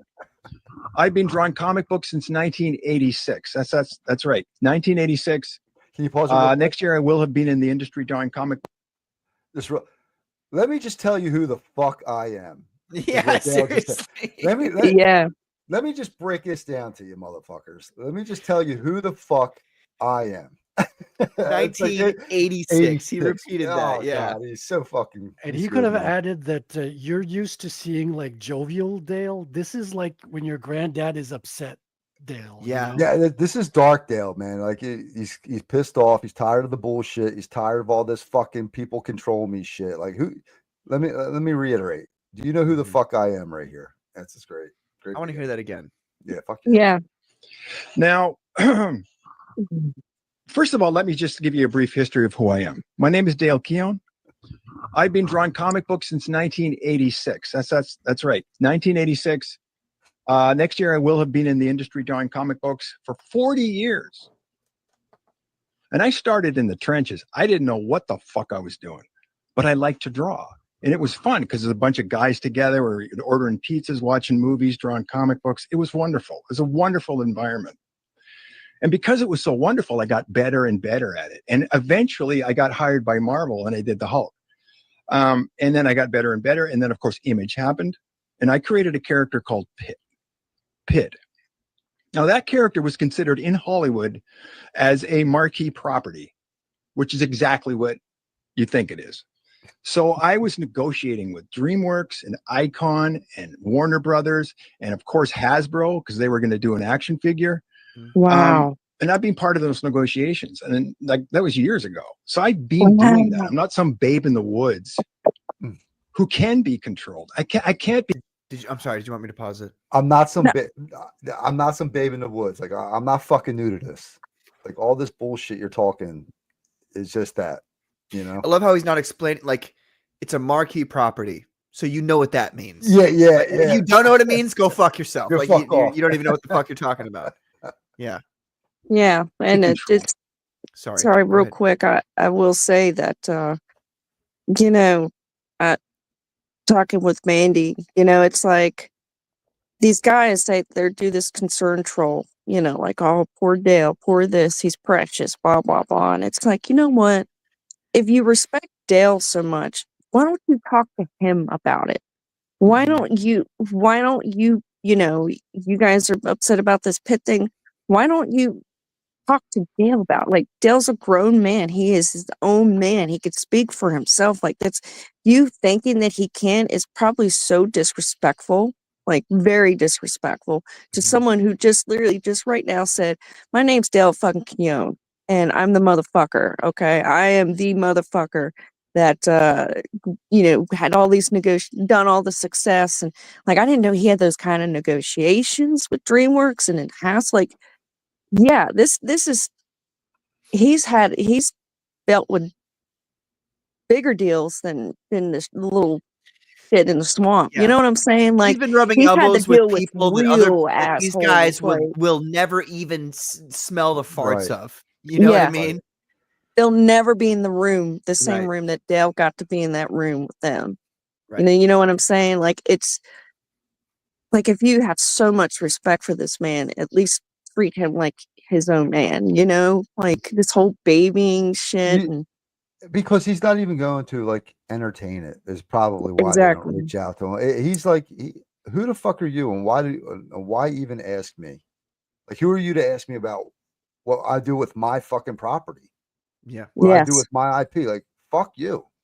And exactly. who gives a fuck if he decided to go with Mandy? Like, I know that, you know, she didn't swoop or none of that, but like, who gives a fuck? It's his property. If he decided last minute, like, hey, if I use Mandy's promotion, it's going to be a better deal. It just makes more fucking business sense. And who's anybody to say otherwise? Mhm. And it's just kind of what he's Yeah. saying. I Well, don't she want to say did. that's what he's saying, but She did Well, swoop in with her big titties, though. God The big damn. titties did swoop in. Yeah. I was oh, when I said swoop, I was just making, you know, how the old references. Yeah, to yeah, the remember stupid when reference. Ethan Yeah, I was. got They you. were like, "Oh, he's swooping in," and there was that whole thing. I well, thought it let was me, really funny, and there's a great song called "Swoop." I'm Didn't they yours. blame and I like just wanted Ethan to at play that. first? First it was Ethan. Oh yeah, no, swooped yeah, in, they were like Ethan and then swooped in, and it and was it's like Mandy. he didn't do Then anything. John did a fucking Right, phone call. Like, right, they just make shit up as they go because they're right. fucking uh, bored. yeah, you know, and it's, you know, what's crazy? I think what it is, it was timing and the immaturity of these guys. Because I could be wrong, so you guys let me know. But from to me, in my personal opinion, just looking like the outside looking in and hearing all the, and because I've heard their whole spiel of it too, and it sounds like these guys were going to get this huge opportunity, and it was going to put their name on the map. You know, like, oh, Harold Diaz and PT. You know, it's going to be everywhere. You know, we get to maybe get some interviews. You Yeah, know, they're going to hang off Dale's balls to try Yeah, and the make a name yes, for themselves. hobgoblins. and then here comes, you know, with Mandy that literally hadn't, you know, nothing to do with it, Hmm. and they took advantage. I think they took advantage of the male movement, like for men who are tired of women falsely accusing them. Like, you know what I'm saying? How shit women, they took advantage of men's emotions and blamed it on Mandy because at the time it was easy to blame a woman for Yeah. sexual manipulation because it was a huge hype then, right? Am I Mhm. correct? And the whole Me No, you are. Too, Yeah, yeah, yeah. the whole, you know, and so they literally cocked this shit in their head to think that's what she's doing. We gotta pin it. You know what? We gotta pin this on her because we can't look like the assholes here. She took our dream away. Well, bitch, we're gonna ruin your day Yeah. because men are stepping up and saying no, fuck you to Me Too. And they manipulated people. They manipulate. They think that women are like me, Mandy, Anna, like we're coming in and manipulating men. The men came in and manipulated men. Yeah. Use that Make it term make "men" sense. loosely with those motherfuckers. Yeah, that's I was true. gonna That's say true. men When acting when like you're women, fucking you know. when you're recording and this is, and keep in mind, I've never had a negative thing with PTP or fucking what's the other guy's name, Phil or whatever. Mm. But Right.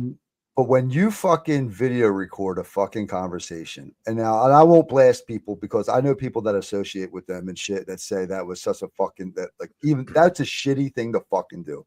That shows your character more than anything you say, more than anything you fucking tweet. You recorded a conversation, and with you fully known you were going to try and use that as a fucking leverage, just to be just because you got your feelings hurt because you didn't get this project. I'd add to that as well. Like, he didn't even take like credit for that. Like, he's like, no, my girlfriend recorded it, as if you're not asking her to Brother. do it. Yeah, Yeah. like, come on, man. Look Like, all the way off. Okay. I'm sorry. Go ahead. no, you're right, and that's where it's frustrating. Oh, it wasn't me. It was my girlfriend. It's like you can't even man the fuck up and own it, right? Like, okay, you did some fucking gay shit. Own that motherfucker at the end of the day. Technically speaking, legally speaking, your girlfriend recorded it. Don't be that guy. Be like, no, I asked her to record it, or she recorded it at my behest, or whatever. Yeah. Don't be like, that's so. That's so. Yeah. But does it make does my thought process, does that make sense? Like, am I overstepping in that manipulation? No, Yeah, it was definitely they were trying to do that for sure. Okay. Especially because Mandy's got that bubbly, flirtatious fucking thing going on. Like, that, when she streams, she's great to watch and all that shit. And they try to manipulate that against her. Yeah. And it's like, so you really, it's like, shouldn't worry about women manipulating. It seems like we got to worry about some babies, some little boys in this that I want to act immature, Kid games. And it's nice to see like alpha men in this community saying, no, dude, you're a fucking idiot. You know what I'm saying? Like, it's nice to see this backfire on it. But anyway, I'm sorry. I just want to make sure as a woman that I didn't get this wrong, but it screamed perfect opportunity to smear someone because they really, really thought that if they suck on Dale's balls a little bit, they were going to get somewhere. I mean, this is what greed and envy, like, this, like the 7 deadly sins. Like, you see a couple of them in this situation, and it's wild. They want success that he worked for like 30, his 40 whole years life. for. Yes. Yeah. And you know what? It's not even just manipulating Mandy, right? Or manipulating men to think it was Mandy. You tried manipulating Dale too because of a nice guy, and he's a man. Mm-hmm. He's clearly, he knows, he can take care of himself. But you probably had that oh, Dale, you're the man, and you're gassing him up, and he, as humble as he is, because he's a humble, nice fucking guy. Yep. He like maybe wanted to give these guys, he's like, oh, maybe I give him a shot or something. But it just, if it doesn't work out, it doesn't work out. You don't get to go fucking poopy pants and fucking and make this big thing and start blaming everybody under the sun but yourself. Sounds like I came back at the precisely exact moment. Let's continue watching the video. They can't do it. Nobody can do it. I do what I want. I've always done what I want. Dale does what I'm going to rewind it just a second. That was year one, and Warner Brothers, and of course Hasbro, because they were going to do an action figure. And I've been part of those negotiations. And then, like, that was years ago. So I've been doing that. I'm not some babe in the woods who can be controlled. I can't be controlled. They can't do it. Nobody can do it. I do what I want. I've always really quick. Amen. Amen. If you were out there and you thought that Dale Keown could be controlled, don't you think, like, you have to be retarded to think that companies like that big, like Hasbro, wouldn't be able to control this guy? Like, if he was a controllable guy, you don't think Hasbro would have already like sunk their fangs into him and been like, we're going to get an action figure deal for 30 fucking years? You don't think they would have already done that? Like, who do you people think you are to come after Dale, to think that you're going to get Dale like this when he's been courted by the biggest companies on the planet for these things? Yeah, it's inflated ego bullshit, man. Like I don't know. It's crazy, ain't it, Chris? It's just like, this is shit that we dealt in high school, and it just I cannot believe, like, my kids act better than this, and they're fucking toddlers. Yeah, this is the Mean Girls table. Yes, it is. Yeah. done what I want. Dale does what Dale wants. Nobody controls me, and it's a fucking huge insult to me that you say that. Thank So you. fuck you.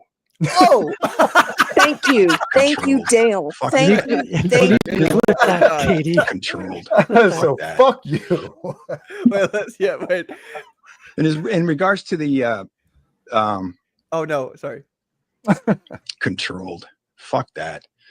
That Keep going. controls me, and it's a fucking huge insult to me that you say that. So fuck you. Huge insult to me that you say that. So fuck you. Controlled. Fuck that. And in regards to the Pit Omnibus and people saying that Mandy, all this time they were telling me who to work with. Don't work with this. Don't work with that person. She's never done that ever. And now, you know, when I came to Comicsgate, I probably made a lot of decisions I shouldn't have too quickly. I should have learned the lay of the land first and taken my time. I made mistakes, and I've apologized to people for that. I feel horrible about it. But at the same time, these same people did some pretty shitty things after, really shitty things that were completely uncalled for. So I feel like I joined Comicsgate like 2 years after it began, like after all the shit went down, like with Marcus Miller and Micus Miller. Sorry, he's so forgettable. I forgot his first name. And whatever Dale is referencing here, was there something that he said or something to somebody that was like, I don't even know what Maybe he's referencing. I'm not 100% sure, but just maybe he's talking about the deals in general, where he thought, you know, just discussing these things with Phil and or PTP, like, you know, maybe he made agreements, not so much agreements, but they talked about things and maybe got their hopes up to a degree.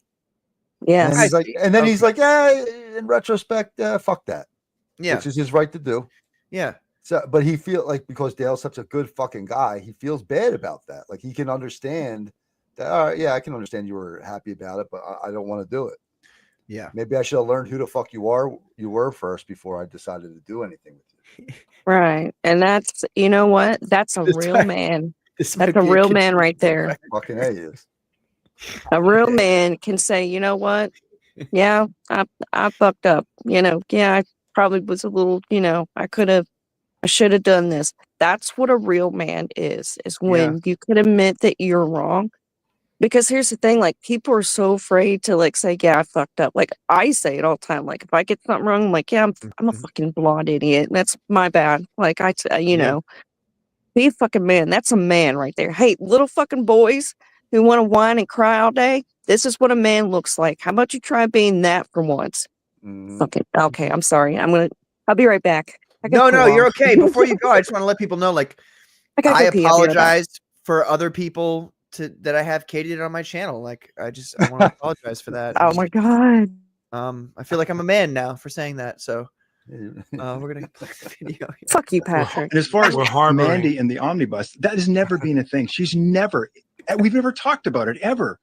She would, even if I said, please, Mandy, do it, she'd probably say no, or at least because it's a hot potato and it's the fucking temperature of magma. Like, she does not want that. She doesn't want to burn her hands. Right. But the thing is, there's never been a connection between the omnibus and Mandy, ever. But people keep bringing it up. Oh my God, omnibus, Mandy. And it's literally like they're pushing our heads together so that we kiss. Like, you know, and it's like, I'm going, like, at this point, I might as well do the omnibus with Mandy. I mean, because they're going to give it, it's going to happen. It's not going away. They're going to keep bringing it up. Right. And it really pisses me off, because she wanted nothing to do with the omnibus ever. And now she's going to make a fucking killing by just being associated with this omnibus. Yeah. Guys, they were all accusing her of being like, you just want to get the money from Dale from the omnibus. And now, and like over and over and over. And like you said, you know, like, you're pushing our heads together. It's like, now Dale's going to take that kiss. Like, you created the enemy that you were so desperate to fight against. Yep. It's so funny. And like, okay, folks on the internet here, I mean, you guys are watching this show, the Comicsgate Commandos. Chris, we've only met once. We've only spoken once before. So, you know, you don't know who, you really don't, you don't know me from Adam. You don't know Carbon from Adam.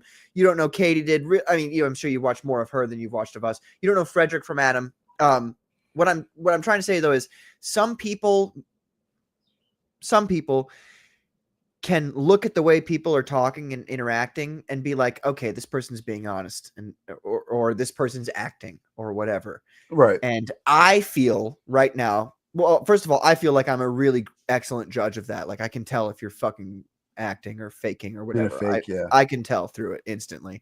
But Hunter. But we got Dale Keown here, and everything that he says and does right now is like, I believe him 100%. So I don't know how you guys feel about it, but I'm on the I think Dale is 100%.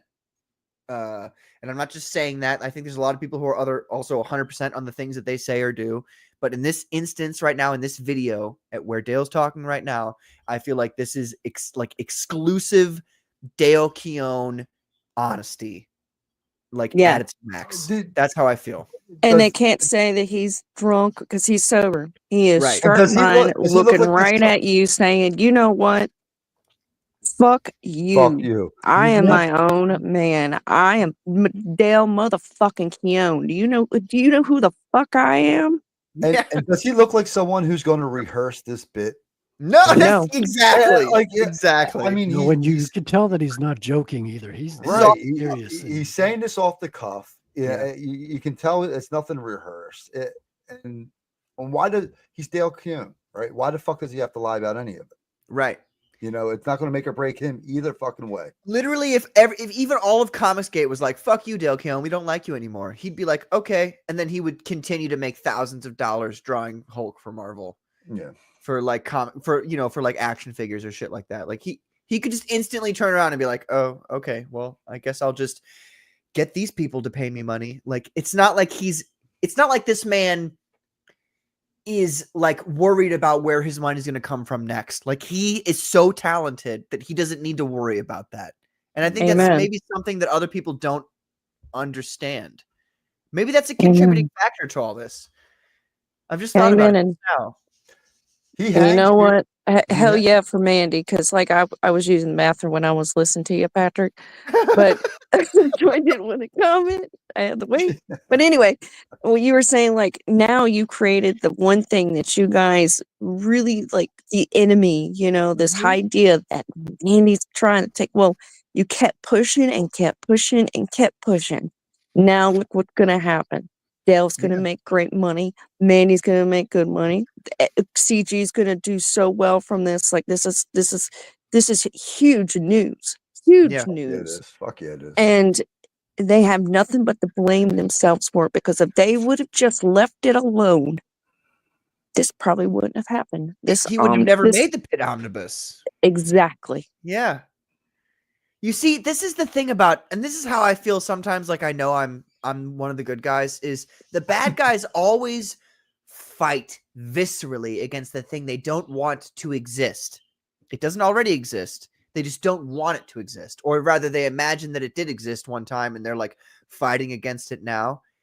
Every time that people like fight against things that they hate and they don't want it to exist, and that you must believe that it won't exist, it becomes a reality. And it's so fun. Yes. Like Eric July, as for an example for me, was like Eric July, like this whole like we don't have people who hate us. Like this kind of it created people who hated them. And so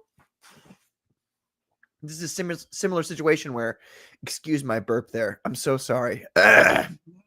My eyes are watering now. That was a That's burp. for you, That was a Brittany. good one, huh? Nice. No, I'm done with Brittany Venti. She's not been behaving herself, but we'll talk about that later. Chris doesn't want to hear about this. I'll He's hear too about innocent for whatever. this conversation. Yeah, Yeah. So You got like a preacher sheets, brother. right, exactly. No, but I feel like a lot of these people create their own enemies. Like they imagine things in their mind, and then so like a lot of the people who betray Comicsgate, they'll create. Now they may have an image of Comicsgate they've experienced based on their perception of their experiences, and that's the big difference, because sometimes you perceive things differently than they actually are. Like, for instance, oh God, I don't want to bring him into this. Okay, there are people who are upset about their numbers. There are people who are upset about their numbers. You can and I already in this show already specified, I had numbers that weren't as good as the numbers that had come previously, but the perception of it is what the difference is. If you want to go, well, these people didn't support me at that time, therefore it's their fault, and they all just only support this person and this, like I'm going to be butthurt about this. Or you can be like, wow, like those guys didn't support me at this time, but I still made more money than I did when I was completely alone. So, hey, I've moved up. I've established myself $1,000 more than I was before. Great, amazing, fantastic.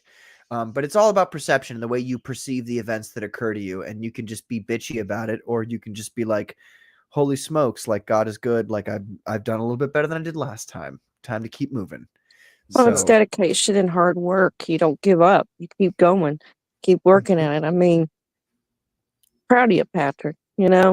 I think you've been doing good, and there's a reason people are looking at you, and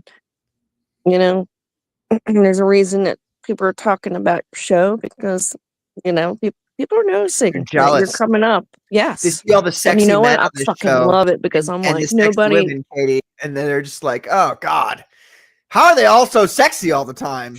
I know. That's what they're Well, saying, sexy Chris, people. just so you know. Fucking Like that's yeah. what No, goes I on hear in you. Yeah, the yeah, they're room. blown away by the sexiness right Yeah. now. Yeah, my DMs are going crazy. Like, man, it's just dripping over there. I'm like, yeah. That Patrick Quillen's an idiot, but god damn if he's not sexy. Yeah. That's what they're saying.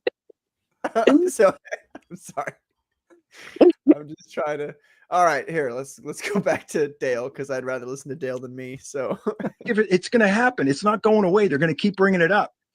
And it really Yeah. pisses me off, because she wanted Mhm. nothing to do with the omnibus. exactly. Ever. And It's a complete falsehood. And it pisses me off, because that's what they use to bludgeon people. They're trying to get to Ethan. Let's face it. So they've created Yes. I've created this giant lump of lead that they can bludgeon with. Mm. And that's my fault. I feel bad about it. But everything they say, and I repeat, everything that they say Their about fault, us. See how much of a mensch this guy is? He's so fucking talented that he feels bad about the ball of lead that his talent has created. You know what I mean? Like, Yeah, he's- the way, like in his mind, how like he crafted this lead. right. And you know what? He's like, it's my fault that I'm so egregiously good, and Yeah, everybody is blaming it on Ethan. Well, think about it. How long has he had to sit here? Like, this has been a long time coming. Like, I bet you when he did this and put it out there, he probably felt 10 times better, because he finally got off his chest. He finally got to say what he wanted to say. And it's a perfect day, because then, the announcement of it afterwards, like, this is Dale that's been holding this for a long time. And that's why that's why so far, from what I'm watching, this shit's on fire, because So hit right me there, with the you official announcement. What was actually announced? I know it has to do with the pit, but I've been out all day. they're both going to be working on the pit, and Mandy and Dale. That's Does he fucking They're say that cool. going at to the end bring here? it back, and Mandy is going to be working with Dale at So omnibus or like stories or like new stories. Omnibus. Let's fucking go. All right. Let's fucking go. That's what I say. Let's go. Let's do Well, it. if you guys need a It's a proofreader, perfect time right now. The hype there, the excitement's there. Like this, it's perfect timing. The way everything panned out today, perfect. Yeah. Perfect, perfect, perfect. And I'm so fucking excited to fucking promote this campaign that when it comes up. Like, I'm stoked about it. Like, now I'm like, fuck, I need to read in some pit. I need to dig in a little bit, because I'm in for this. Like, this is exciting. Oh So yeah, I still got my pit #1 that I bought back in the day, man. It's I don't know. I need crash courses. I need some book. I need books. Let's go. Let's do this shit. I love how Fuck Frederick yeah. just has to lay it on everybody. Oh, I've got #1. hey, I'm I'm a real, old, I'm a real- everybody. I don't know. Yeah, oh, it's so I was there, Gandalf. Right? Patrick, I'm sorry for my foul language tonight. I really am How trying to work fucking dare you? hard. Like the idea not that you would to- fucking come on my reprehensible. fucking show. I'm and sorry. you It's are just like I'm pumped, man. Like, I'm full of fire right now. Like, I'm ready. I'm juiced too. Like watching this video, like I'm ready to fucking go. Yeah, Let's do it. it's a really. I'm not yeah. even drawing this motherfucker. I'm like, yeah, Right. fucking right, Dale. Let's go. Oh my god. What's that line? Was it from Step Brothers or what is he's like? What does that even mean? I don't know, but it gets the people You going. okay? Yeah. That's what Oh, this fucking is right Blade, now. is that Blades From of Blaze Steel? of, Blaze of Blade, Glory. yeah, Blades of right, Glory, right. that's it. Blades of Yeah, yeah. Glory. It's What did he say? provocative. It's provocative. Yeah, provocative. Provocative. What does that even mean? I don't know, but it gets the people going. Going. That's what it is. Is a fucking lie. Because let me I back know up the a bit. truth. Sorry, my bad. And that's my fault. I feel bad about it. It's not But your fault. everything they say, and I repeat, everything that they say about us is a fucking lie. Because I know the truth. And everything they say is bullshit. Everything they're Amen. going to say is bullshit. Amen. It's complete. How could they know any? They don't know any details. There's no way they could. Mhm. We don't talk about everything. So yeah, they're just making up shit. And because I have never made a statement before, I've created this vacuum. And nature abhors a vacuum. Mhm. So they put all their stuff in that vacuum to build their own narrative. And I'm here to say it's all bullshit because I've never said it. It's Fuck all yeah. that shit is bullshit. Do you It's notice, all by the way? lies. You notice God, I fucking love this, Dale. Fuck there's a yeah, lot of man. a lot of times during this video where he's looking at his camera, or he's looking at his screen rather. But when he says it's look at the way look where his eyes go. Vacuum. And nature abhors a vacuum. So they put all their stuff in that vacuum to build their own narrative. And I'm here to say it's all bullshit because I've never Look at that. He's looking straight at the camera Yeah. He's as pissed. he says that. Straight at the camera. said it. It's all that shit is bullshit. It's all lies. And I could probably go on, but I don't like talking. So I'll probably do a part 2, I guess. I just wanted to make an official statement and just put to rest all this bullshit from my side. And my side is the truth. Damn. Damn. Yeah, That was fucking hard at the God, end. that's so God. great. Oh, I That cannot. I fucking cannot wait to great. stream again and fucking. Oh my God, play. Oh, I'm so pumped. Wow. This is That was a fuck fucking yeah. great video. Wow. Woo. So Dale good, is man. fired. Fuck yeah, Dale. Good for you, Dale. love that. In You my know what, opinion, man? I is know the you didn't fucking want to do truth. this. You didn't want to come out and do all this, but you know what? Damn, man. CG's behind you. You had to All do of that. indie comics yeah. is behind you on this. Like, If Dale is That's the watching this tone. now, which he probably isn't, but if you are Dale, like you had to do what you did there. That was Yeah. spectacular. Nothing you could have done would have been better than that. That was great. I wouldn't want to be on the likes being- receiving end of that. Fuck you, I'll tell you. Yeah, fuck you. Yeah, he likes being on Ballers. He likes to joke around, bust balls, make fucking jokes and all that shit. And then he kind of forced his hand to do this shit. And fucking, he just killed it, man. Now see, I believe Dale. Those other twats, they all sound like liars. Zeke is probably from the United Kingdom, considering the word twat. I appreciate greatly. It's Dale fucking Keown. Yeah. What he says is truth. This is his body language, like you mentioned, the way he looked at the camera. Like you can tell that he's been waiting for this day because he probably knew it was going to come eventually. Like if things didn't chill out, but you know what? Fuck yeah, Dale. Yeah, I'm gonna go the other way. I'm gonna think he just didn't want to do this shit. Like No. And he's with all this bullshit, constantly attacking his friends. He kind of just forced his hand to be like, "Hey, look, motherfucker, you guys are lying. You're full of shit." Yeah, like he said, he created a void. And what I say is the truth. Click. He created a void by not addressing it, and those assholes like used that void to attack Mandy, make shit up, drag her through the mud, drag her name through the mud, and built this whole narrative to build themselves up because they wanted all the, like you were saying, Katie, they're envious, they're jealous, they want a piece of that pie because they can't make it themselves. And he had to come in and fill the void because those assholes were taking advantage of the fact that nothing was said before. Yeah. Mhm. I mean, it's incredible. I'm just really, really like, and Skeleton Corpse is right. It's not a strength, it's the pit effect. Let me tell you something. Take this hyped and let's take it. Let's go. Let's do this. Like this is fire. This is the energy, and I'm telling you, man, perfect timing. I'm really pumped for all this. I'm so pumped to hear the process. It's going to be a while. Like, this ain't going to happen instantly, but just the process and the progression and just seeing it happen. Like, Yeah, just knowing it's going to happen is going to be fire. yes. Yeah. Yes. Just if anybody's listening, it'd be really super sick if you had all the Commandos, the Kings, do covers for the issues.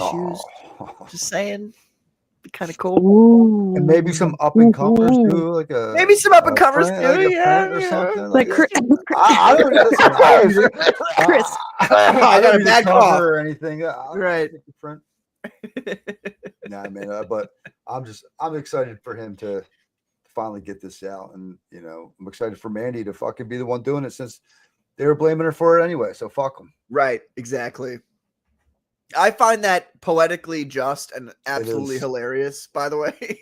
Because I knew she had nothing to do with it the whole time. They're like, it's Mandy, it's Mandy, it's Mandy. And she's like, I'm doing my own thing. Yeah, I got my own thing going on. And then now finally she's just like, fuck it. You say it's me? All right, fine. Like, It is you're now. right. You win, I guess. Yeah, it's the biggest fuck you could do is actually flip it on them. Uh-huh. Yep. It's amazing. Let me say hello to some people who I have not said hello to yet. We got Stray Beans. He said, I just rediscovered my copy of Pit 1 that I've stored in long boxes. I kept under my bed for 30 years. Oh, See, 30 years? You've lived in the same place for 30 years? see, there's that hype. Now people are going to go find their old pits, Mhm. find their old, Oh, and I see bring my it up, Pit every day. reread it. Oh, you mean like the comic? Oh my God, yeah. Patrick. Yeah. Like, to see people are going to, people are now digging their old comics, pulling those things out and reading them, man. Pulling them out. That's what I do every day. Yeah. We got a Magnificent Devil here. He says, Katie, to be honest, if I was playing, like if I lived in the basement, in your basement, and I was playing Soundgarden like super loud, like very, very loud, would you tell me to turn it down? Probably not, because Soundgarden's pretty badass, Okay. All right. Well, then you're slightly different from my actual older sister. I was like, turn that shit up. What are you doing? Yeah. It's a classic. Spoon Man, yeah. Yeah, I understand. Magnificent Devil says this has to be the ultimate Streisand effect. It should now be called the Pit effect. Yes, you're not wrong. Wait, what do we got here? What are you showing us here? Frederick, what are you showing us here? So this is Pit Wow. number 2 and Pit number 1. So this is the Oh. original Pit that came out 30 years ago. Wow. Wow. 195. Yeah. 245 Canada. Get stuff. stuffed, Canada. Yeah, Amazing. Wow. Open it up. Will you not open it up? I can't. Yeah, for sure. Like, Oh, I didn't know if it was some Well, people I'm are not like, I'm not I a don't like no. reading my comic books. No, I'm not a collector. I buy books to look Good. at the art, Good. and to study it. I mean, I'm still going to Outside of it looks so much like the colors pop through a lot better. Isn't this outside of- the most badass fucking close up you've ever seen? Gosh darn. Wow. Yeah, that Keown guy's pretty good, right? Yeah. What's his name? Dale Keown? He's good up and comer. He's one of the up and comers. Dale Dally. Keown. Dally Keown. Right? Keone. Where did the E come from? I think it was Eric or somebody said Dale Keown. Keone, yeah. But like, yeah. why did he say that? Oh, I there's a don't- Sam 'cause he's Keith pinup. idiot. Ebonics, I think. Yeah. Starts with drunk driving. It starts with motorcycles gang, like drunk driving. Yeah, look at that. That's hardcore as fuck. He's And drunk this driving. is the first I image love of the Pit. colors. And look, the panels are so easy to follow. Like, I could. See, Now he does do the classic '90s mortal sin, which I'm sure Chris has done here Watch before. yourself, sir. Yeah, I'm about to say it. Because I Carbon, gotta let it out. Kick him out of his Go own ahead. show, Carbon. The vertical long panel. I hate it. I can't stand them. What? Dude, I can't stand vertical long panels. Oh, I great. despise Dale, them. if you're watching this, I love this panel. I love you, Dale, but Stone. I don't see what the deal is. I Patrick, can follow talking that about- easy. We talking well, about the wait a panel minute. on the left? Turn the page back. Turn the page back. Well, he's a writer. You're so not Katie, wrong. don't- You're not wrong that you can follow that right there easily. But you know how 90s artists are. Generally speaking, they're like, oh, one vertical panel, you can follow it easy. I guess I'll do 5 of them on a page. And it's like, no, brother, stop doing that. And so look, Writhe and Payne too. this is the thing. We have Dale panels vertical. we Patrick, have you got to let the artists do their paneling. no, you can't. You gotta put strict regulations on artists to make sure they do things right. Good Lord, Um, sir. Jesus Christ. Chris, you he's have a little bit of vertical like a panel? he, But he's wait a minute. squeezing. We've got Dale He's drinking Keown Bud Light on our over hands. there, so Look at shit's this going shit. on. Dale Keown goes, "Oh, what's that? You hate the vertical long panel? Well, I'm gonna do Yeah, well, fuck Two- you. 2 horizontal long panels, and it looks amazing. Look We got at the this best shit. artist of all time here, and Patrick is telling Well, you know, those vertical panels just really don't do it for me. I really can't stand vertical panels. I gotta be honest. Oh, But that no, looks amazing. Dale is such a spectacular artist. He can even make the vertical long panel look good. So There you go. Oh, Look at I want to this shit. read this so bad. this is great. I gotta get a copy of this now too. Oh, he's about to eat that kid. That's horrible for the kid. it's a nightmare scene. Sucks. Damn, Patrick. Have you ever read comics? Just the He really stopped when he innocent got to the ones. vertical panels. Fuck this. Have you ever read a comic book? I was like, what's this story? Hush, I'm done with the vertical panel. Get out of here. Look at this. Yes. A good Dude, the splash color page. palettes, and each of these, it's. I love it. I love this. So, Oh, look at this! Like the greens. With, oh, Look at those scraggly panels. Great Now, scraggly panels there. I'll have to ask Dale to be 100% sure, but Chance Wolf, he did the logo for Pitt on this book, and he was telling me, He's letterer here, yeah. yeah, so he was telling me that the colors were actually messed up and came in a lot darker than what they were supposed to. But it Yeah, kinda they're added- looking Really? pretty dark. Yeah, they Yeah, look, They but look they added good, to it. honestly. but they Yeah, work rich. though, Yeah, they 'cause were the- sure. because you look right here, like where you see the blues that pop. Makes them pop. Yeah. but you got to Yes. remember that this was the beginning of digital coloring. Yep. This was the early days. Image was doing it, and Marvel was not. So Dale was coming off of the Hulk, where they were doing traditional colors. I and see. Oh, okay. This was around the period when digital coloring was still new. Yeah. I you're mean, you right. Honestly, had like, people a like good Todd paper and a McFarlane were digital kind of color. leading the way. Yep. I would Chris. argue that this would probably look better with traditional colors. So And no vertical Chris, panels. Yeah, right. Mhm. did you Vertical say panels that aside. they meant for this to be a little bit lighter and not so dark? That I what you believe- said? I believe so. Yeah. The colors came out darker than they were supposed to. Good gracious. But I don't know. The Pitt, it's already it's kind of like a dark book. I thought it worked. Now, what's interesting is pit number 2, they changed the pages. So pit number 1, sorry, has the older traditional matte pages. These are more modern glossy pages. So But you it's can also see the colors are way day and night, Lighter. day and night. Yeah, Joe Chiodo doing the Are colors. these still Photoshop colors? Do you think? Yeah, these are digital colors. Mhm. Yeah, The colors from the last issue were a million times better, if you ask because me. it's the paper. The paper was different. No, I don't. I I mean, I'd have to have them yes, both in my hands to decide that for sure. But you're it right, seems to me the Patrick. Like, colors themselves are darker in scheme from the last. like I agree with you, but even this with the colors lighter, I love this look. Like, No, it's spectacular. No, there's no doubt about it. But you know, the benefit here is like Oh, shit. Dale's That guy's line work isn't crazy. washed out. So he's grabbing is he grabbing titties? Yeah. That look at And that. Yeah.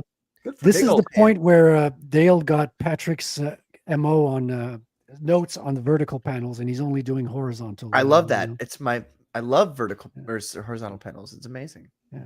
Look at this. Dale understands. He's like, vertical panels are for amateurs. And he You got goes, some I'm diagonal work. joking, obviously. I'm fucking around with people.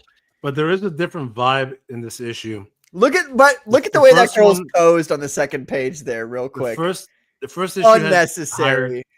Appreciated, but unnecessary. the first issue had more contrast with the shadows. It gave like a nighttime vibe Yes. more so than this one. Yeah. Honestly, I do prefer. I prefer the first issue more so. I The do. paper's also, different. yeah. I agree, Carbon. The first one looks better. This Mhm. one is like more modern, glossy pages, but the traditional, I don't know what the term is for the traditional pages, but they do look better. I really dislike how go back to that last page, would you? I'm honestly not a big fan of the person who colored this. The yellow being in the recesses of his knuckle and hand, like, that bothers me. Again, you got to remember this was like the Wild West of digital colors. People were reinventing colors, and Still all kind of finding comics, their way. Experimenting. Yeah, all but comics look shitty from that era. have you come to find though that after you reinvented colors with Photoshop, after you were like, oh, Photoshop is our brand new tool we're going to use, now what it comes down to is like good comics still look like old comics with like flats and shit. I've been arguing that for a long time now. Flats are better than, but Well, I mean, you guys will agree especially with me one day. Yeah, well, especially with this type of line work, right? Like if you have someone Exactly. that don't put any Right. that's the best thing about this coloring job. Like you might not like the scheme of it, but at least you're getting to see all Dale's work, all the lines, like the nuance, the technique. You don't think people would see his lines better though with flats? With flats, yeah, definitely. But I'm talking about I was comparing it to the other book where like it's a lot darker and Gotcha. overshadowed, you know what I mean? Yeah, there's yeah. a lot of I work see what you're here, saying. like to Yeah. enhance the muscles, to give you the shape of the muscle, the light on it, the bouncing light as well. Like all Yeah, that. is I like that, but I think I It's disagree. Dale's I think the black and lines white there. before. Yeah, I think Dale gives that with the line work and Right. the line weight. And that's what I feel too. And I feel like the artist, I feel like this, and this is going to be the most like, all right, if you have a superior artist who's so good, all you need is flats. If you start putting on highlights onto a superior artist who does work like this, who does black and white work like this, then you're going to just distract and detract from their work. That's my I will stick to that opinion for the rest of my. I feel like, and this is the most offensive opinion on the Comicsgate Commandos I've ever voiced, but I'm gonna say it. I feel like Ethan Van Sciver's work is detracted by his colors. I feel like his work is better suited in black and white, and if not black and white, all flat colors. And I know that's a very, very controversial opinion, but I'm gonna sit like that's my opinion on the art aspect of this. Like, if your black and whites are great, you don't need highlighted colors. Well, obviously, Ethan's work would be fine with flat colors, right? There's so much detail that flat colors it will work, but Kyle Ritter's colors are so damn good though that it creates another dimension to it that it might not be necessary. I know what you're saying, but they're very enjoyable. I don't want to call Kyle Ritter a bad colorist, by the way, when I say this. Like, he's obviously a not. superior colorist. But I think you're wrong though. I think that if Kyle flatted everything with a palatable flat color, because when he flats things, he does, like, the darkest version of the color. If he flatted everything with a palatable version of the color, I think Ethan's work would look way better. Look at and this. I feel the same about Dale's work. Look at that. Who's that? FCO. He does a lot of the Capullo, Batman, and all that shit. He's similar. Like I don't think he just does flats, but he doesn't over render worth, because a lot of the line work is what makes the book. So Right. I can agree with that. That's how I feel. Like you gotta like the colorist is nice, but everybody knows the colorist is the last guy. Like he's the last guy that you're like, oh, like very Yeah, few but he makes it people- come to life. Yes and no. I'm wondering Yes if he's and no. trying to make it like a big budget movie feel. Like Right. if you just put the flats in, and this is just my way of thinking. If you put the flats in, it's a comic book, right? Right.